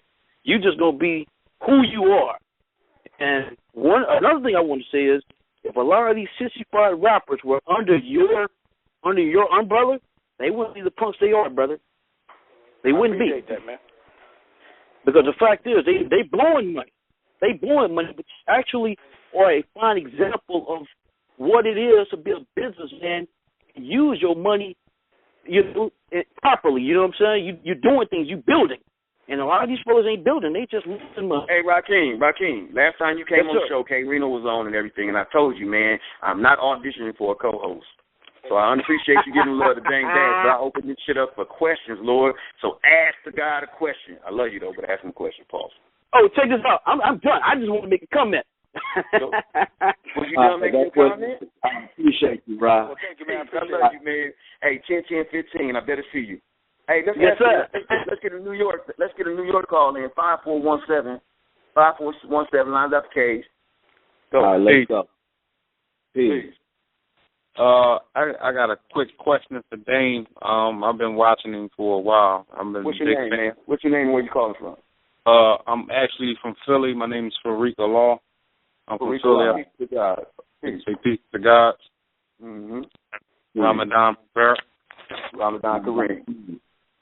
Yes, sir. I had a quick question for Dane. I watched this DVD, the backstage y'all did. My question is, I started to notice how the people you were calling out kind of like moved in on the people you was around the time y'all did the backstage tour, and I noticed I had to go back and rewatch it again because a lot of stuff you were saying, people were just catching on to today, and you were pretty much created a movement way back then. And I noticed how them guys, Lior and all them, Def Jam, they were pretty much isolated from that event. And from that start on, I noticed, like, after y'all did that event, like, that's when things started to take, like, a different turn as far as, like, the separation between, you and Jay. DMX started having problems with drugs and stuff like that. The so-called beef with Jadakiss and Jay-Z. I just noticed that after that independent movement, my only question is, like, was they totally isolated from that, or was that pretty much, was you the brainchild of that movement, the Def Jam tour? I mean, it wasn't the Def Jam tour. I put that tour together myself, and I didn't like them trying to take the credit for it. And, that's the reason why I made it. I made the movie so people understood that it wasn't them that did it. But they always tried to get cute, and they would always try to take credit for things that they didn't believe in. When I first tried to do a tour with Jay at that time, they were trying to say, well, we got to go out with Drew Hill. And I was like, nah. And it just so happened that I was cool with DMX and his whole crew, the Rough Riders, DNY, and it just so happened that I was really cool with Method Man and Redman. And it just so happened that we were all distributed by Def Jam. Some had record deals, and we had a partnership. And again, my partnership wasn't even with Def Jam. My partnership was with Universal. Def Jam had been sold. They were just a logo at that point. So, you know, I was just like, yo, stop trying to make it look like it's y'all thing when you know I did this, when you know we did this. You know, don't try to put jackets on my tour because you wasn't trying to be a part of the tour. You didn't put up no money for the tour. So why are you trying to act like it's yours? Because that's what they do. They always were trying to make things look like they weren't. All right. That was purpose. It was on purpose, for sure. Let me say this, thing. The breaking up and all that other stuff, you have to remember something. I got disinterested in being in hip-hop. I started to shift my attention to fashion, and I started to do rockwear more, and then more or less Rachel Roy and Charlotte Ronson and Ryan Kenny and all these other different things. I was done with that. Like, I'm not the kind of person, I didn't do music for it to be my life. I did it because I enjoyed it. I did it because I was inspired in the moment. And once I wasn't inspired anymore, I stopped doing it to monetize it. I went into a completely different lane. Right. Thanks for calling, man. Keep on listening to Lines Out the Cage. Let me say that on something, man. Because you're making man moves. It ain't about the money. And since it's really, I mean, you got to have money. You hustling, but you flip. You don't keep money. You say hold money. I mean, you monetize the things you love, but I'm not going to do something I don't love for money. That's real. That's the definition. That's the definition of anti-sellout. That means you ain't never gonna sell out. That's real. And if you find those standards in another G, that's what it's supposed to be. So that's good. Now, unfortunately, a lot of people, when you become a boss and they don't want to be a boss, you got a lot of employees. And when you get a lot of employees, a lot of dudes quit. They think they homies, but if they really homies and they employees, they can quit on you. Jump ship. You know what I was finding was most of the people around me didn't believe that they were going to even get that big. So they were just happy. Their ceiling was a lot lower than mine. So what they accepted was what was given to them because they never thought they were going to get that far. You know, most of us didn't think that we were going to. I mean, I knew it was going to happen from day one. But everybody else was like, shit, if we just go gold, we happy. If we could just do this, we happy. So it was like, oh, we got all this. Cool. I'm not going to knock this. I'm going to keep getting given stuff. Now, we fought so hard to get there and with so much resistance, once motherfuckers got there, they jumped on the other side. It was weird.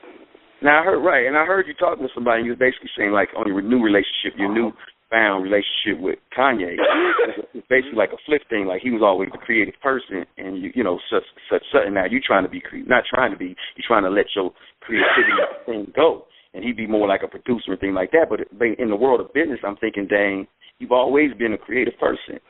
You're a frontline thinker. You're a visionary. So that's creative, but you're creating in business, and so they don't get that because most people ain't dealing with business. They stuck in art, but business is an art too.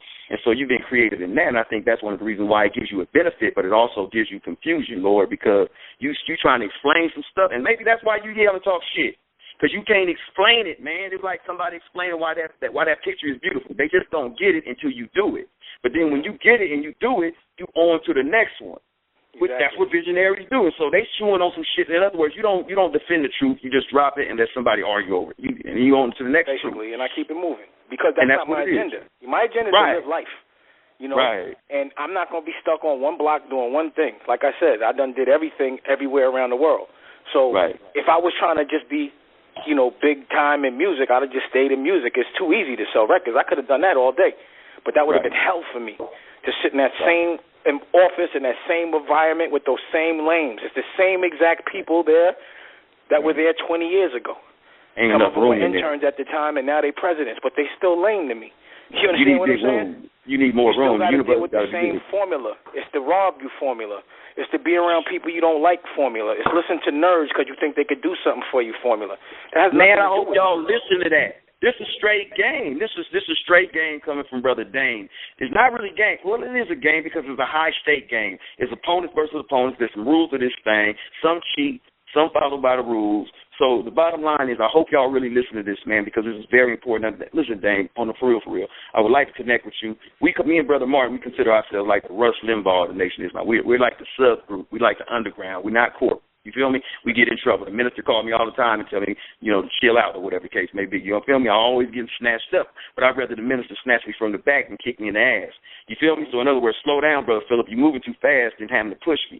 And it seems like you're that type of person. What we need to do is figure out a way that we can get out here and control the message. because that's the only benefit they have over us is that they control the enemy or the rivals. Their culture is designed to control entertainment, control music, control images, control vision, control truth.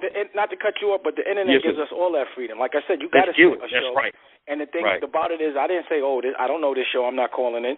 You know, yes, I was like, nah, if the minister said do it, I'm doing it. You understand what I'm saying? And there's no question that honorable people have to stick together. See, if we stick together, we don't need nobody, and that's the problem. You know, black people as alphas be alphas, but they get kind of beta when they get around people that they think can help them from other cultures. You be alpha up until you get around someone that you think can help you. But we got to maintain alphaness and connect and link, and that's really what I try to always promote. We need to stick together. We need to stop fighting each other. I hate to see friends fight friends. I think that's the dumbest stuff in the world. But that's really where the fight be. It be alphas thinking that they need to protect whatever connect they have as opposed to sharing them. For me, if I got a block and me and you hustle and we on the same from the same cloth, we abide by the same principles, my block is your block as long as it doesn't hurt what I'm doing. You could be doing something completely different. But we don't link up. That's right. We only mess with each other when we think we can help each other. But the way to help each other is to just stay strong and be a wall. You know what I'm saying? Right. It's like once everybody gets together, then it's a big wall. But that's what they do. What they do is they separate us. That's another reason why I was bringing attention to the culture. I was like, why y'all keep saying I got a beef with a rapper? Me and Jay, he's a rapper. You know, I'm a businessman. Let me have a beef with a businessman. So you're gonna try to make me mad at him or him mad at me to take the attention off the fact that my beef is with you. I've never had a beef with Jay. My beef is with Lior. Wait. Now, I know we ain't supposed to ask you no JC questions, but that you just did something. You said you did something like this. Check it out, man. If he's a rapper and not a businessman, who handles his business? I don't know. That's on him. I don't even get involved. You know my reasons for not getting involved in that business, so that, you you got to ask that man about it. That's the reason why I ain't okay. But I was just trying to say maybe everybody thinks it's a business. That's the thing. You know, we started doing business different, so he went his way, I went mine. But I don't think he would be on the lines out there. I chose to be indie. Yeah. He chose to be Lior's friend, and I chose to diss him. Yeah, I was banging on Lior back in 2008. I wrote a whole book about him. So I know about that dude and Lior and how they call him Lansky, which is another person that, Murder Inc. All that. Lansky, that's Irv. I always tell Irv, stop giving that man props. He's a clown. Well, their whole group was Murder Inc., and that was something from that shit. The whole thing is not to talk his business. Lior robbed this. You know what I mean? He never treated Irv fairly. That's why I don't understand why he gives him props. I'd be like, he robbed him for, again, I'm not going to talk his business, you know what I mean? But you got to ask Irv that. Irv is different, you know what I mean? He's a very forgiving person, and he's very tolerant. But we cut from a different cloth in that way. I'm not giving props to nobody that don't deserve it, period. Right. I'm not appreciative of somebody robbing me, but because they gave me a little bit, I'm, happy for what they gave me and not mad about what they robbed me for. You understand what I'm saying? That's right. I have principles and morals about my shit. It's not about money for me. I never was impressed with Lior. Only thing I was impressed with about him is how he could separate black people from each other. But the thing I don't like about them more than anything is whenever we have civil war, they would make money from it as opposed to sitting us down and squashing it. I know anytime anyone from my culture that I know has a problem, no more beef. If I know you and I know you, and y'all got to respect the fact that we have a connection, y'all got to cease fire. No more beef. Always squash beefs. There's no reason to be having violence in music. There's no reason to be violent at all. There's no reason for us to be fighting each other. We're supposed to be empowering each other. But they keep putting us against each other because they monetize it. They make money off stupidity. Stupidity is an evil person's gold. You understand? Like someone that doesn't care about the bigger picture, stupidity is the most monetizable thing. Why you think gossip is so popular? Beef is so popular. Why you think all of these shows are so popular? They got black people fighting. They acting stupid. People love to watch people act stupid. It's almost like you get addicted to watching stupidness. Right. Now, I would never get you to divulge anything like the minister because I know how that gets down. But tell me something that you can tell me, man, that some advice that the minister gave you, man, it's just so beautiful. Because I think really what it is a cosign. Because dealing with the minister when you're doing stuff that nobody else do, man, and sometimes you can get props or you can get compliments from some people, but then when you get it from a certain person, it just means so much more. Just because of the thing was, I brought my girl with me, Raquel, and he was very adamant about the fact that it's necessary to have the right woman with you and to treat her correct, and it coincided with my thought. And then the thing that made us feel the thing that made me feel the best was he called me brave. When a brave man like that says, yo, you're one of the braver people I've seen, that makes you know that you're fighting the right fight. You understand what I'm saying? So when a guy like that co-signs your fight, then you know that makes you feel powerful. That's when you know that you're fighting that fight. You know, he wasn't like you a fake dude. He was like, I see that you have passion and you don't have fear, and there's not many of you like that. And that was everything for me. Now, and I know this is a dumb question for me because we know how the minister is, because Kanye brought his wife and then to meet the minister, and then you brought your young lady to meet the minister. And it's like, the minister is such a humble and beautiful brother. And it's like, how does that make you feel as an alpha when the minister, who has all this type of reputation and people say he's this and he says that, to embrace your wife, your young lady, as if she's you? I mean, that has to make you feel good too. Just on the simple fact. Me and my wife. That's what I mean. That was everything. You know what I mean? We were. Right. It made me believe in everything that he ever said, because that's how I feel. That's why I brought her with me, because that's my other half. That's the one that really rides out with me. You know what I mean? She's the one that be there in the war. She's the one that delivers those messages, and when people are trying to say things or give me lawsuits or violate me or just don't play the game fair, she's just as mad as I am. The real woman knows what to do with your business. You know what I'm saying? Yeah. A real woman knows what to do with your business, man, and that's a beautiful thing, brother. And so, I like that. I appreciate that, and I thank the minister, because I know he's a beautiful brother, man, and I thank the minister for you all to get together, because based on this fight, which is only going to get more intensified, I know what the minister does for me and Brother Martin when we do our thing, the way we do our thing. We do our thing. This is unconventional. You understand? Let me tell you about this fight. We winning, man. And that's what I was explaining to the minister. They're not as strong as they trying to act. They weak. Right. They've been trying to put me out of business for 10 years, and it has never worked. And when I say they, meaning the only thing that they can win with is gossip. That's all they try to do is control the newspaper and control the news.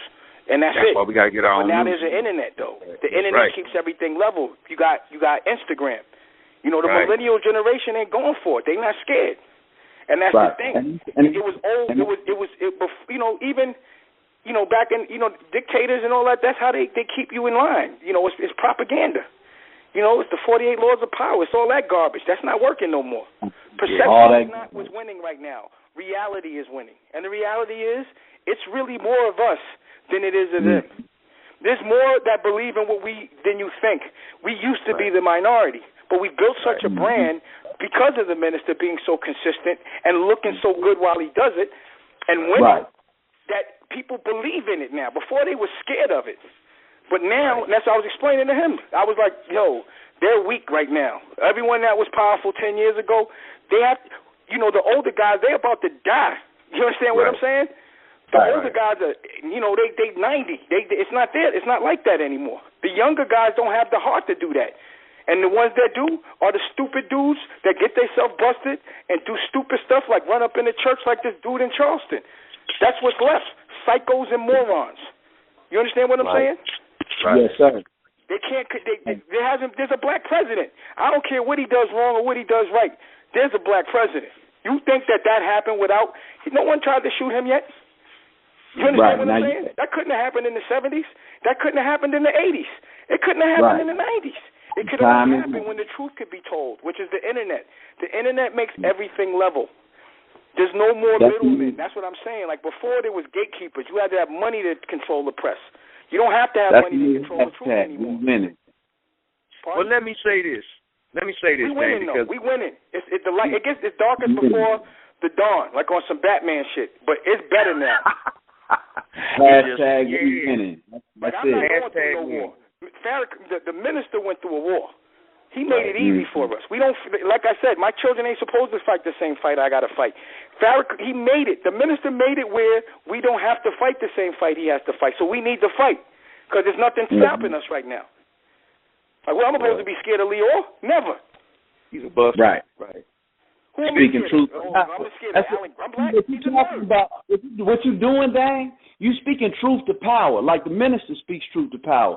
It take men with balls, testicular fortitude to be able to speak like how you speaking right now, which is why I respect you, and I'm so happy and pleased and honored to have you on the show because you're telling the truth from your perspective in a real way, and you're inspiring so many people and you have the power to help them to grow a set of balls.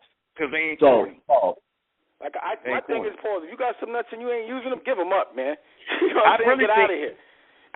We don't need you. You're just populating the world and you're eating other people's food, and you're not growing none. I think you understand what I'm saying? Just get out of here. I think David slew Goliath not with 5 stones. He just had 5 smooth balls. You know what I'm saying? And so that's real, Paul. So that's how what we do. Let's take a couple of calls because we're coming up on the end of this thing, man, and the beginning of something new. The end of the night is the first day of tomorrow, so we got a lot of stuff to do. I hope that Brother Dane has just reaffirmed you all who are committed to the truth and to the struggle, man, and who love the minister, and those of us who might not know the minister, because, again, we're going to put this in as a YouTube clip, and we really, really want people to understand that Brother Dane is so much deeper than what his enemies are going to try to masquerade him as and paint him as. Now, we don't give a damn. But at the same time, there's a whole lot of people who need to hear what Damon Dash has to say. But if they are successful in what they're doing, they might not even pay attention to Damon Dash. And, again, it's not about Damon Dash as a personality, Brother Phillip, Brother Martin, Brother Minister. It's the truth that they represent. And Damon Dash is truth, and he's powerful because he stands on the truth. It's the truth that makes Damon Dash. Damon Dash don't make the truth. And that goes across the board. So we love that, man. We fall in love and we defend the truth. And I pray to God that God the Father, the Creator of Allah, will continue to bless Brother Dane and his young lady, because his wife and his woman is what's going to strengthen him and give him the power and the strength, right, to continue to do what he do. So let's take a couple of calls. And I really want Dane Dash to be on it, because I just really want him to be on it and share with us some stuff, man, that we need to go away with. So y'all, again, don't slow up the momentum with some bullshit. We winning. Come on, let's get it. We winning. Go ahead. 6054. Speak on it. Hey, what's good? It's Fresh from Philly. It's all good. What's up, Fresh? Did I already take your call? Yeah. I got a quick. Hey, Fresh. We can drop your call. We're gonna move on to the next one. You already had a chance. We're moving on. Come on. 4661. 4661. Go ahead. Last 4 digits. All right, 4661. All right, y'all ain't on it. Come on. Let's try it again. 0098. 0098. Yo, y'all there? Yeah. Hey, what's happening, man? I'm Matt Cruz, man. I'm a co-founder of the United League of Hip Hop Fathers. Dane, first and foremost, I want to say, man. Hello? Can you hear me? Yeah, I'm here. Yeah, first off, I want to say, man, thank you for everything you're doing, man, putting your story out there about fatherhood. I seen you on the gram sitting there talking about your struggles, man, and the stories like that really capture the hearts of the men that we're working with out here in the community. I'm in the DMV area, that's D.C., Maryland, and Virginia. But it's funny because I saw your post today on the gram, and I saw you were coming out here for the march. We actually started planning something for the march with my organization 2-3 weeks ago once Farrakhan did the interview with the Breakfast Club, and he's out there promoting it crazy. So, what we're trying to do is bring some fathers out there, have their kids out there. We'll get them all hip-hop fathers T-shirts, be out there marching, teaching them the history of the last.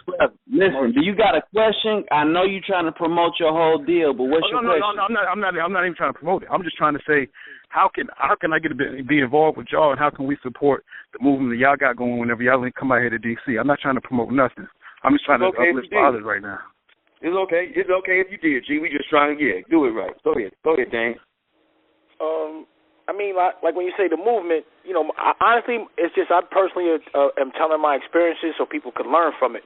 And, my movement is really to just enlighten, so just supporting what the mentality is of what I'm saying, like you're doing, and seeing how we can link up at some point where it makes sense for both of us and we both bring an equal amount to the table so that we can look, toward the bigger picture.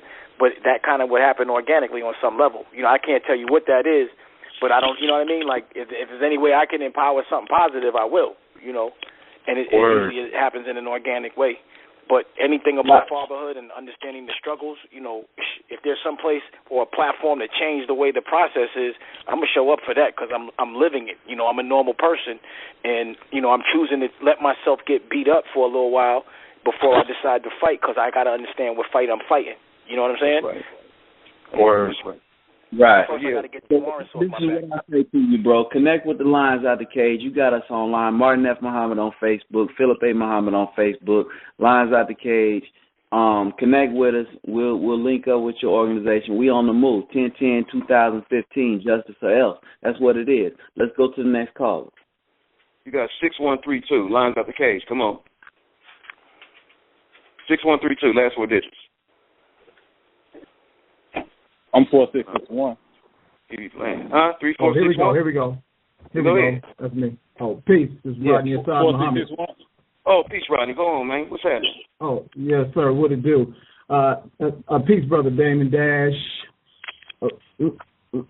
Listen, brothers. You know, I'm going to first get Alliance Out the Cage, the whole conglomerate, all of our members across the country. Mad props for showing up, supporting our brother Damon on the Lines Out the Cage tonight. You know, one thing I want to make sure everybody knows, you got to follow Brother Damon at Dash Damon on Twitter. You got to follow our brother, Dash Damon on Twitter. That's not my Twitter, though. That's not me. That's not yours? Oh, that's a whole other person. All right. I'm Dusko Poppington. Dusko Poppington. Somebody been acting like me, but that ain't me. I'm not Dash Damon. Okay. On Twitter, I'm Dusko Poppington. Dusko Poppington. All right, boss. That's peace. But I'm more or less on IG. I don't like on Twitter that Matter of fact, hold up, G. What's up? Dang. This is what we want to do, to support everything that you're doing, all the whole umbrella of all your business, your organizations, the Poppington, the book and everything. Tell the followers how we can reach you and how we can support your brand. Tell us right now. My social media handles is Dusko Poppington, Twitter and IG. If you want to go and get my first class that I taught at in my gallery in New York, you can go to PoppingtonUniversity.com, and you could also, if you're in the southern area, I'm going to do a class in Albemarle, a gallery we just opened up with my man Jay Black on Saturday, and you can buy a ticket there. And you could go, the clothing is on DD Poppington, and that's where I make my clothes. And if you want to see the movies I just did, I just released 2 mixtape movies, and they will eventually come out as theatricals in the next couple months. And you could go to 2honorable-d-studios.com, and it's $10. And you could go to Losada's d-studios.com, and you can buy it. You can buy it right there. Sorry, y'all, that's my dogs. And those are basically it. The Poppington Hey, Art. so why ain't you on Facebook? Is that up? The Poppington Art? What? Is there a reason why you ain't on Facebook, Dane? Again, I'm 44. I never really did it like that, So that one, I wasn't around for it. So I'm just like the easiest thing for me, and Cameron put me onto it, is Instagram, because I'm visual. What's your Instagram handle and Twitter? Twitter is Dusko Poppington. Okay, y'all make sure y'all follow him, man, because that's some real and stuff. whoever's doing that Dash Damon, I'm gonna shut you down in a minute. You know what I mean? It's just that's right. Dash Damon. I hear them saying things and all this kind of stuff sometimes, but it's not. It's that and sometimes they say good stuff from what I hear, but it's not. That's perpetrating. We got to be careful. They can be setting you up and shit. All right, pay attention to what y'all looking like, man. This is COINTELPRO. All right, good looking out, brother Rodney. So 010102. Let's take another call real quick. 0102. Go ahead. Yo, Dane, what's going on, man? This is Floody Jules calling from Brooklyn. What's going on, man? What's happening? Yo, listen, my question to you is, I remember watching a clip online where you was talking about how you was, when you buy businesses, you don't like money, you don't deal with cash, like you just buy businesses. And my question to you is, create a business. I don't buy. Yeah, you create. Yeah. So my question to you is, difference though. That's a big difference. You can't just say yeah. There's a big difference between creating and buying. So, go ahead. Finish on. So my question to you is, like, for a person that doesn't have the capital, would you say it's like a good idea for them to like to get a loan, or like get in debt to start a business, or buy property where like a multifamily or something that could create residual income? If you can get a loan, like usually you got to have credit to get a loan. You know what I mean? The thing about getting a loan is in the beginning you got to have cash to be able to get the loan in the first place. You know what I mean? Mm-hmm. But depending on what the brand is you're trying to build, but yeah, that's definitely a way to make money, is to get something. And JT, I was looking at his Instagram, he was showing people how to do that. You just flip a house real quick and then you rent it out. I think that's the easiest way, and I think, real estate is always the safest bet, because it's always something you can either live in or rent out, and it can gain, it starts to grow as far as what it's worth over the years. It's like art. You know what I'm saying? So, yeah, real estate is always a good investment to me. I mean, again, that goes along with the minister said. He said, you know, keep buying some land. Bricks is the same thing. You know, every time I get $1, I put into some bricks. And I'm talking about bricks, you know, meaning some kind of a house. Because whenever I'm in trouble, I can either get a loan against it or I can liquidate it, and I usually make money. Right. That's right. And so what's your name again, G? Floody Jules. Let me say this to you real quick, man, and building on my guy's wisdom is this, man. The most important thing you can do before you get anything is build your brand. A brand is like a good name, and a good name is better than gold. So when we hear somebody say Dame Dash or Dash Dame at Twitter or whatever, and that's not him, that's going against Dame Dash's brand. But Dame Dash got multiple. He's a conglomerate, right? So the most important thing you can do before you get a loan, when you go get credit, right, you asking somebody outside of yourself to buy into you, and they look at the numbers on your credit report. But the people who are going to be your customers or your consumer, whatever you're doing, Lord, they don't look at you as a man. And who are you as a man? So before you get any loan, before you anything, you got to ask yourself, do you have a good name? If you have a good name, people will do business with you even if you ain't got the best fish sandwich. So build your brand. Build your brand and your business gets better. And one of the reasons why we like Brother Dame, I might not like be on stuff, a couple of things he like. I might disagree with it just personally. But I just don't like that song. But as a man, I can support him. I can give him money. I won't buy bootleg stuff from about Dame because what? I'm supporting him. Like Nas or anybody who I think is a dope or J Electronica. You feel me? I can go get their music, 2 for $5 bootleg, but I wouldn't do that because I'm in love with his movement and who he is as a brand. So based on the biggest comments, that's what we need to do. But hey, just on the real, man, not to get on a soapbox, but let you know, man, when we was talking about alphas, to bring everything to everything makes sense, everything connects. We might think we're on different points, but it all maintain the same point. Be an alpha, be a man, be a stand-up dude, take care of your family, build a good name for yourself, and people's going to want to do business with you because they support you as a man. The brand doesn't happen overnight. It means it has to happen over and over again.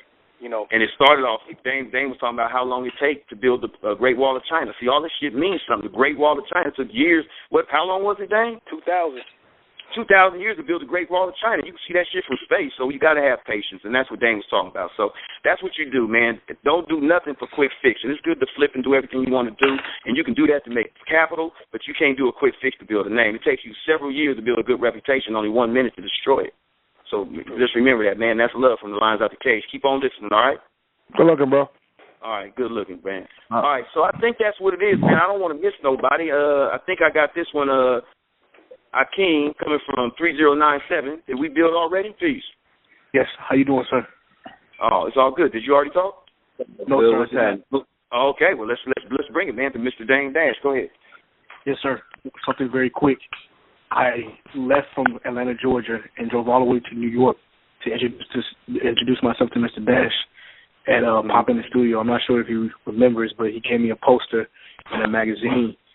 And I wound up staying in New York for a long time until my money ran out. But I came back to Georgia, and my question is, at this present moment, with only maybe like $2,000, you know what I'm saying, and I'm not popping on Instagram, I got a 9-to-5, I'm trying to figure out how to get popping. Really, I mean, I got products, but how do you get popping if you're not really popping on social media? You know what I'm saying? In this day and age, you're not really using YouTube or nothing like that, but you're trying to get on, basically, get to that first level or next level. So, I'm sorry, what's the question? Like, he's trying to figure out how you get to the next level. How do you, how do you create an internet buzz? What are you doing? What are you trying to do specifically? Like I heard what you said last time about T-shirts and stuff like that. So instead of making a clothing line, I just sell like T-shirts to like corporate companies and stuff like that. But is that what you're trying to do? Be in fashion? No, that's not what I'm trying to do. I'm just trying to make money to make movies, to be honest. Oh, you want to make movies? I would say all you got to do is get a Nikon. You could even make a movie off an iPhone these days, and you just got to flip. You know what I mean? Like, you could look at what I'm doing, right? I make a movie, and I just put it on Vimeo, and then people buy it. Vimeo gets 10% because I'm using their player, but people buy it.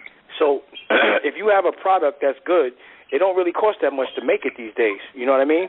And you can't, like, the first movie I made, Paid in Full, that was an $8 million movie. If I had $25 million, I'm sure it wouldn't have been a good movie because I'm not used to having $25 million to make a movie back then. So you got to flip. You know what I mean? It's all about a flip. So, you know, like you make your little what's that, Money Violence, that web series. People, it's built a brand so fast that I'm sure they're gonna get a check for it to do it better the next time. You know what I'm saying? Like, I plan on making another Paid in Full with my own money this time, so I can make it the right way. They was telling me what to do when I made that move. You know, but I took the hit so I could get in the game, and now I'm in the game. I'm gonna do it myself. But again, it's a flip. You know, if you have $2,000, you can go get you a 7D. How much? Go get you a what's the other camera we got? Black Magic. A Lumix. Go get a Black Magic. You go get a Lumix. You know, a Lumix now. The Lumix shoots in 4K right now. So because things are digital, you know, the camera is all you really need. And if you have a computer, you know, you can learn how to edit. You can do that yourself. So in the beginning, you got to do everything yourself, to be honest. But it's not that hard. You just got to do it. That's real talk. That's real talk. And let me add this on that. Because they ain't is blowing up. Hold on real quick. On that too, because to bring everything full circle, Damon Dash, we also was talking about hustling. And if you're spending all your time at a job, man, and you got to make money, but you got to ask yourself, what's the best way to make money? What's the fastest way? You can't be lazy. You got to spend more time doing what you're doing than sleeping. You see what I'm saying? And you can't be chasing women. You just got to be chasing your dream, and then the woman will chase you. So just make sure, Lord, that you always income, not to cut you off. Yeah. Your expendable income has to go into your dream, not into Jordans, not into a car, not into rims, not into a strip club, into your dreams. You know, your expendable income. Mm-hmm. That's real. You know, I think it's what people do with their expendable income is what they don't understand. With my expendable income, instead of buying that Phantom, the only time I'm buying that Phantom, or the only time I'm buying that Rolls Royce, is when I've made so much money that I can buy and support my businesses. I got cash flow, and then I have expendable income to do that. But other than that, I'm gonna pay an editor, I'm gonna pay for a camera, I'm gonna pay for a gallery, and I'm gonna pay some salaries. Tell us about your son, man. I mean, because you love your children, man. Tell me about the son, man, who has to cook his own business, man. That's very important for inspiration. Tell me a little bit about his story that got him. You know, I know you're proud of him, man. Tell him why he's unique. Well, you know, again, I raised him. You know, I had him since he was 8. But honestly, you know, when they had him on the Breakfast Club and he didn't even tell me he was going up there, he answered the question. They were like, how did you do that? Did your father just give you money? He said, nah. My father said, y'all wasting time. Let me see you throw a party.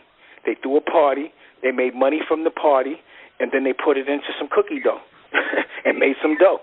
And because of the fact that they were able to sustain a business and to package it and deliver it, other opportunities presented themselves because people trusted them. They're building a brand for business. So they had the opportunity to have a restaurant. That became successful. Now they have another restaurant, and they're continuously building brands. And what I told my son was, look, number one, you need to learn how to DJ because you'll always be able to make money from that. But that's not what you want to be doing when you're 40. That's something you do as a kid, really. And I'm not disrespecting any DJs that are still doing it at that age, but I'm just saying if you're going to start there at 16, pay your bills with that. But use that money and flip it and put it into something else that's a little more sustainable, something that you can pass down to your children. And in 5 years, you'll be successful. It always takes 5 years. If it happens quicker than that, it's usually temporary. It takes 5 years to build something. So if you start when you're 16, by the time you're 21, you end up with a restaurant. And that's exactly what happened. Whoa. Right. You got to have patience. The sooner you start, and I tell this to my older friends. Like, I got my older homeboys that be like, and I've been like, yo, start now, and in 5 years you'll be good. And 5 years passed, and they didn't even start. And I'm like, come on, man. 5 years goes quick. It doesn't sound like it does, but it's like that. 5 years isn't that long to just be focused. You focus on one thing for 5 years, and you focus on it 100%, trust me, you will break. There's no way it doesn't happen. Sort of like a relationship. Business is it's going to be struggles. It's going to be defining. It's going to feel like you're going to go out of business. Every single business that I was in, I had to go completely down to the wire broke, and then it kicked in. And that's the way it has to be. You know, that's the test. There's always tests. Nothing good is easy. It always has to look like you're about to lose to see if you're going to quit. And a lot of people quit in the 9th inning. It'd be funny. I see people go 4 years and quit. And then they just blew it and flushed it. Or ride with me for 4 years. And then that 5th year I roll out, and then they decide to break out and miss out on everything like a dumbass. Suckers. That sounds like that happens every time. You gotta be, because you've been successful at your craft, and what we want to do is we want to make sure that we all be successful listening to the guidance of those who came before us. You call the Honorable Mr. Louis Farrakhan a super OG. You know, that's saying something. I don't know what exactly that means to you, but maybe you can explain it to the world who's listening. There's a lot of people on this line right now listening. What do you mean when you call the Honorable Mr. Louis Farrakhan a super OG? It means he's a person that's walked it like he's talked it for decades. You know, when you're around for decades, that means you see so many different mentalities. You fight so many wars. You see so many people come and go. And to be consistent and to be up for that amount of time, you have to listen to him. Because it's rare that you could be straight for 50 years, 40 years straight. People don't do that. You walk in there, he still lives better than anybody because he's invested in his future and he's done the right thing. And he distributes the information fearlessly and eloquently. He got to be the super OG. How can he not? Man, well, you was talking about Flip. I'm gonna bump this Flip song. We're gonna take last call, and we done. We're gonna let Dan close it out. But he was talking about Flip, and I'll be remiss, man. Y'all need to go ahead and get this. Can you get Flip the song, man, from iTunes? Nah, I'm gonna put that out though. I got to. I'm about to put out I'm working on the Dream Team 2, and I'm gonna put out this record called The New North with all this talent I got in North Carolina. And also, I got albums, man. I've done albums with the Black Keys that I haven't put out, with RZA that I haven't put out, with Mos Def that I haven't put out. And only because I only made it because I was inspired in the moment. Like what happens is I'll be hanging out. I always got a studio on deck, and then that's when things just happen. But again, I don't do it to monetize it. Music is somewhat love. That vibration, that's what you hear on your way to heaven. Is music. That's what I heard. That's it. So I'm gonna share this with y'all, man. We're gonna close it out, man. Give us 5 more minutes, and we out of this piece. We loving Damon Dash and what he's doing, and everybody. Just check this out. This is dope. We from Harlem. It's all about a flip. I don't think people understand what a flip is. It just might be some Harlem shit. But this is what it is. Let's say I buy a house, and it costs $2 million. I'm not gonna want to stay in that house. I'm going to want to live in a $5 million house. And after that, then I'm going to want a car, a real nice one. And then after I'm like, fuck cars, I'm going to want a jet. So my first date on the back block. Dorito bag on the floor, stash $10 just for a little piece. My man doing 8, take care of my niece. Them niggas all talk, I don't see the action. Plain clothes, take him in, and they start yapping. Bottle on my lap, I'm a little saucy. I'll do a buck in this shit, get them suckers off. You know me, nigga, I sling them wide. So I don't stack, I flip. And I only flip as I'm inspired. And this is what I suggest. Find a good woman. A woman with taste. A woman with style. You don't really want to hang around niggas too much. The egos make them jealous. But a woman, if you treat her right, she'll be loyal. And she'll teach you. And she'll fight for you. I'm in the fuck niggas crew. Pause. Niggas is the new bitches. And I mean that in the most sincere way. You know who you are. Bitch, nigga mad about our bitch. This nigga all in love, I just give a dick. You people talking niggas just say no. Took her back to PR, said she missed the code. A nigga blindfolded when he meet a skeezer. That's why they black out. Mush shut and beat her. We ain't with none of that. Bitches money here. Also long sleeves covered when I pull her hair. She on me. I gotta flip. And I gotta be inspired. Flip.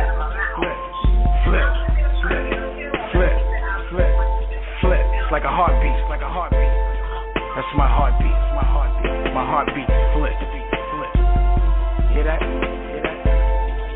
You listening? I don't think they hear it, Fridge. All I know is how to flip it, know how to cook it. Zeros on them receipts, rolling in they love. Your bitch chose me, I chose a lie. Let me touch the milk before my soul hits the sky. Wait, friendships. I do for you, you don't do shit for me. That shit bugs me out. Make my dreams come true sometime. I'm always helping other people make their dreams come true, but when you ask them to make yours, they out of there. Flip. flip. So I flip. Flip. I'm not asking nobody for shit. Flip. Fuck that. Flip.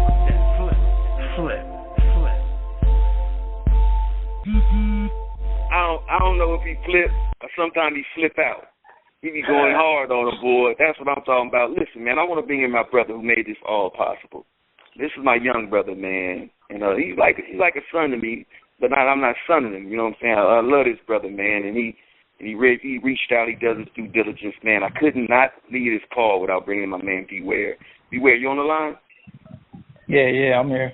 Man, I love you, brother, and I appreciate you for doing what you do, and I love the fact that don't nobody have to tell you to do nothing when you decide to make your mind up. You do what it do, man. So I felt it'd be fitting for you to reach out because you got major love and respect for Brother Dane since you put this all together. And of course, we couldn't do nothing without the approval of the Honorable Minister Louis Farrakhan. So a definite shout-out to the minister for blessing us, man, to trust us with his friend. Damon Dash is definitely a good brother and a friend to the Honorable Minister Louis Farrakhan. So it was just a respectful thing that the minister would even give us a green light to talk to a brother who's going through such a major movement right now, and for him to trust us with the lines out the cage, for him, the minister, to trust us with his friend, Brother Damon Dash. Man, it's a definite honor, and nothing would be possible without you, my brother, Brandon. So I love you, man. Go ahead and give some love to Brother Dane. Ask him a question if you would like. And then, you're the last thing. This is Brother Brandon. Yeah. No, what's up, man? Hey, what's up? So go ahead, Brandon. No, I'm just, man, I'm glad to hear the call, man. I was working on, really trying to just connect, like-minded individuals up. I reached out to Kenyatta probably like almost a year ago, just because I had been seeing Dane calling out the culture vultures, and I was thinking about the book you put out, Philip, the Willie Lynch book, Hip Hop Nation, Willie Lynch's Newest Slaves. And since I had peeped the book and I heard what Dane was talking about and what he was saying, I guess being in the millennial generation, it even though he was speaking a particular type of language, it reminded me of the teachings of the Honorable Elijah Muhammad and things that the minister had been teaching. Right. And so since I grew up on hip-hop, I grew up on Rockefeller. I used to fall asleep watching Backstage and stuff. I was like, man, I felt like everything that Dame was doing, or everything he was doing, Dame, up to that point, like, I guess from going into priority with Rockefeller, with Biggs and Jay, and going through that whole process all the way up until when you started calling the culture vultures out. To me, it was like everything that you went through up to that point, preparing you for everything that was to come.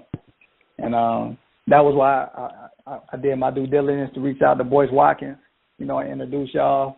That's my man. Because I just saw potential. Yeah, I saw potential in the connection. You've been curating a lot of good people. That's good. Praise be to Allah. Yes, sir.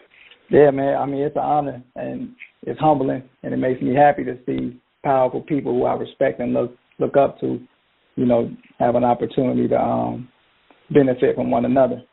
And I hope this interview, it goes viral. I hope a lot of people hear, especially young people, because it's information that we need. And that's so, right. I want to thank you, Brother Phillip, and Brother Martin too, because all three of you all, man, y'all like big brothers to me. My pops, he, I guess I would say he, in a sense, fell victim to some ills out here.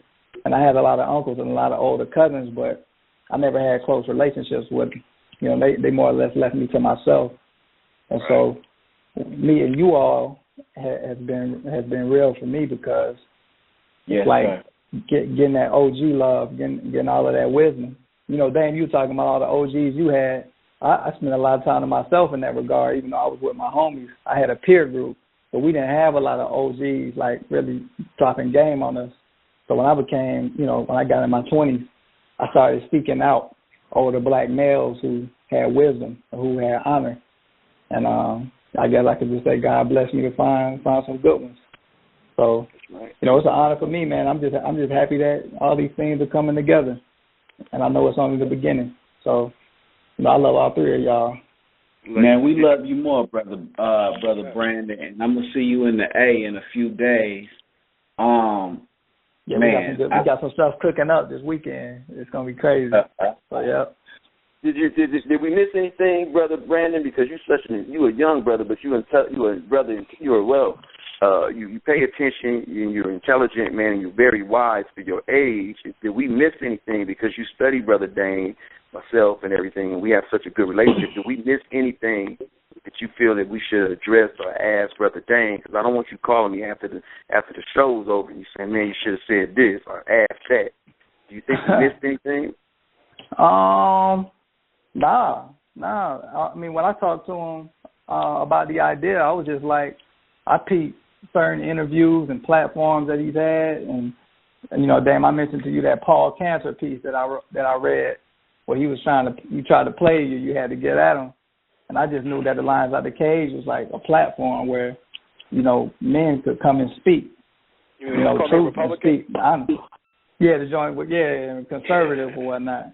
Yeah, that clown. But I think it was all good, man. I listened the whole time. You know what I'm saying? I do think, you know, what you were saying about JT, that's true. Because when Dane was in Atlanta, that's when we actually met at Rose Bar. But JT was there too, and JT is like, we went to the movie set with him and Curtis Snow afterwards on the west side of Atlanta, and that dude is like, he's brilliant, man. JT is incredible. All right, dude. Dang. Pay close attention to him. Yeah. Say what? Yeah. Pause. I love that shit. Hey. I would say make sure you watch Too Honorable and watch Lloyd Siders, man. Like I would recommend that to everybody. Them joints is dope. And beyond being a businessman, Dame is like on some director shit. Like Dame is an artist. Like that shit, cinematography wise, the way the shots are set up, all of those things, like they don't really follow the canon of how films are supposed, like quote unquote, supposed to be made. But that's just that black male shit, man. That's that black guy shit where you just come in, you just give a whole nother spin on how to tell a story. So yeah, check out them films. You know? I gotta let y'all know, man, that we well over 1,000 live listeners right now.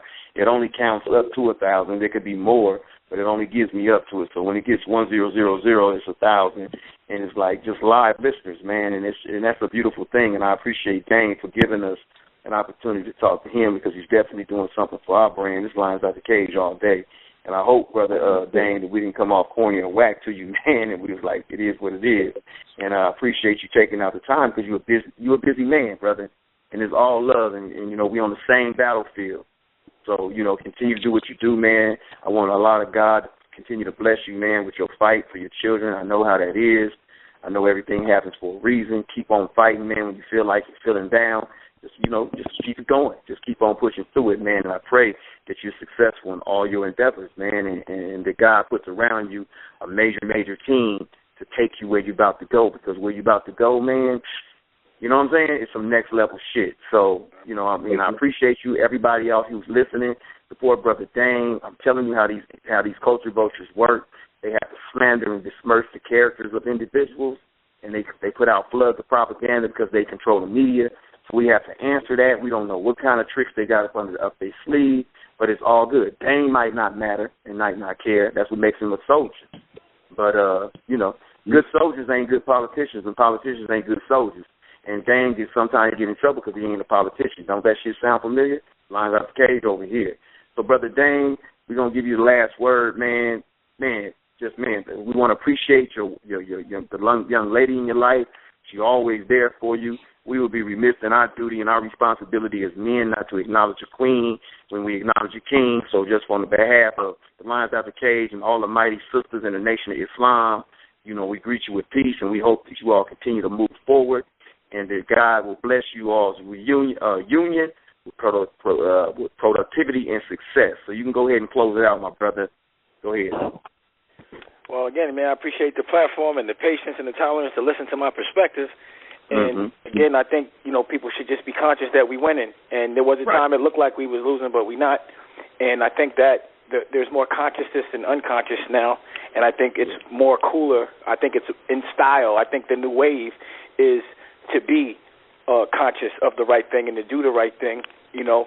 And as long as we have no fear, then whatever we supposed to fear has no power, and they don't have no power no more. And they can front like they do all they want, but again, they're not the gatekeepers no more.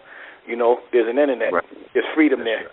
And as long as we link up, stay together, and as long as, you know, a win for me is a win for everybody, a win for y'all is a win for everybody, as long as we focus on the big picture and pay the highest respect to the people that taught us and opened those doors for us and made it easy for us to fight, we need to fight, because it's not the same fight as it was, you know, 20 years ago. And, you know, guys like the minister, and it really isn't anyone like the minister, but the minister made it where we can insulate ourselves. We can have a country within the country as long as we do right, and as long as we're not affecting anybody and just take care of ourselves, we good.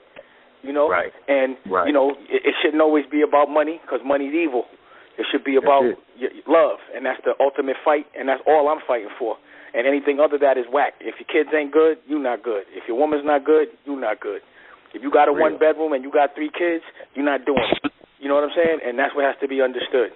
And, you know, again, I appreciate it. And as long as we all stick together, we good. Period. We got to stick together. Man, appreciate that. What you thinking, man? Let's go, man. Let's get it cracking. I'm fired up. We heard the minister yesterday. He on some war-ready type of stuff. It's time to go to war against the ignorant. That's key. That's key. We didn't really get into stupidity. But we just left the presence of the Honorable Minister Louis Farrakhan, and he's in rare form right now. 10/10/2015, all roads lead to D.C. Man, if y'all want a revolution, we got it for you. It's here. You know, we on the line. Damon Dash. Tomorrow night, Lions Out the Cage is coming again live, and we're going to deal directly about what the Honorable Minister Louis Farrakhan put down in Los Angeles, California. Of course, you know, we bless the road, the minister, so we got that major level, we got that first-hand perspective, so we're going to bring it down to you, bring it straight at you tomorrow. Lions Out the Cage. The minister is not on no BS. He ain't never been on no BS, but it's turned up. So we love y'all. We ain't going to end it with a song. We're just going to end it with a thought. Y'all think about being bosses. Y'all think about being alpha males. Alpha males up, beta, it's, you know, down. So let's make sure we keep it focused. Let's make sure we get our laugh on. We laugh with each other, not at each other. Let's maintain our perspective. Let's make sure that we can take a punch. Let's make sure we can deliver a punch. And by all means, you ain't doing no business if you ain't got no black woman or no wife. If you ain't got no wife, if you ain't got nobody in your team and stuff, right? So let's make sure we and all I want to see from here on out is #WeWinning. Exactly. #WeWinning. Meet you in D.C. All roads lead to D.C. 10/10/15. Hey, Dane, whatever the minister told you to do, gave you instructions, y'all built on, man, just know, man, you winning. Peace, y'all. Make it do what it do, man. Whatever you told me to do, I'm doing. Trust me on that. And that's what it is. Carried out. All right, man. Let's get it cracking, man. Peace. Thank y'all for listening. We'll see y'all tomorrow. Appreciate that, y'all. All right. Peace. All right. Later. Hey. Don't have to excuse Mr. Stone Socket slack jaw days. Yeah. Never seen a nigga like you ever in your How about that? Ain't that right, Mr. Stone Socket? Everybody come get lit. This the type of shit that make you won't get rich. They let the lies leave them laying in the matrix. You give them truth, they gon' hate you like your name Chris. Military minded, I got it all in alignment. I push it for perfection, you hear it all in my rhyming. I'm headed to the top and I barely done started climbing. I'm handling the pressure, Muhammad, they got a diamond. Black suits, black shoes, red bow ties, and OI. And you know I about to rap that shit till I fucking die. That's no lie. Oh, keep a 100 like a casino. Do it my way, what you know about Carlito? We can bet, cause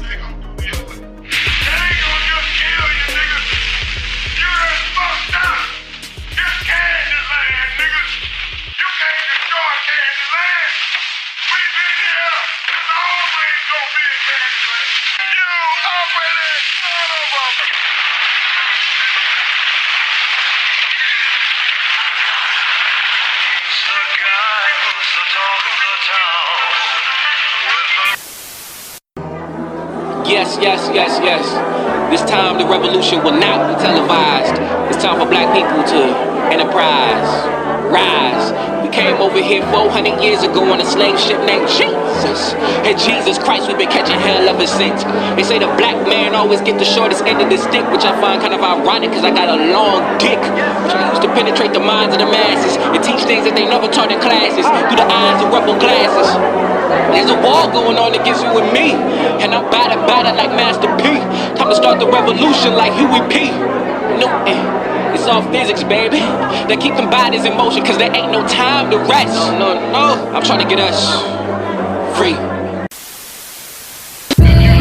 What makes the so-called Negro unable to stand on his own feet?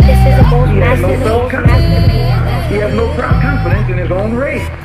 Because the white man destroyed your and my past, destroyed our knowledge of our culture. And by having destroyed it, now we don't know we have any achievement, any accomplishment. And as long as you can be convinced that you never did anything, you can never do anything.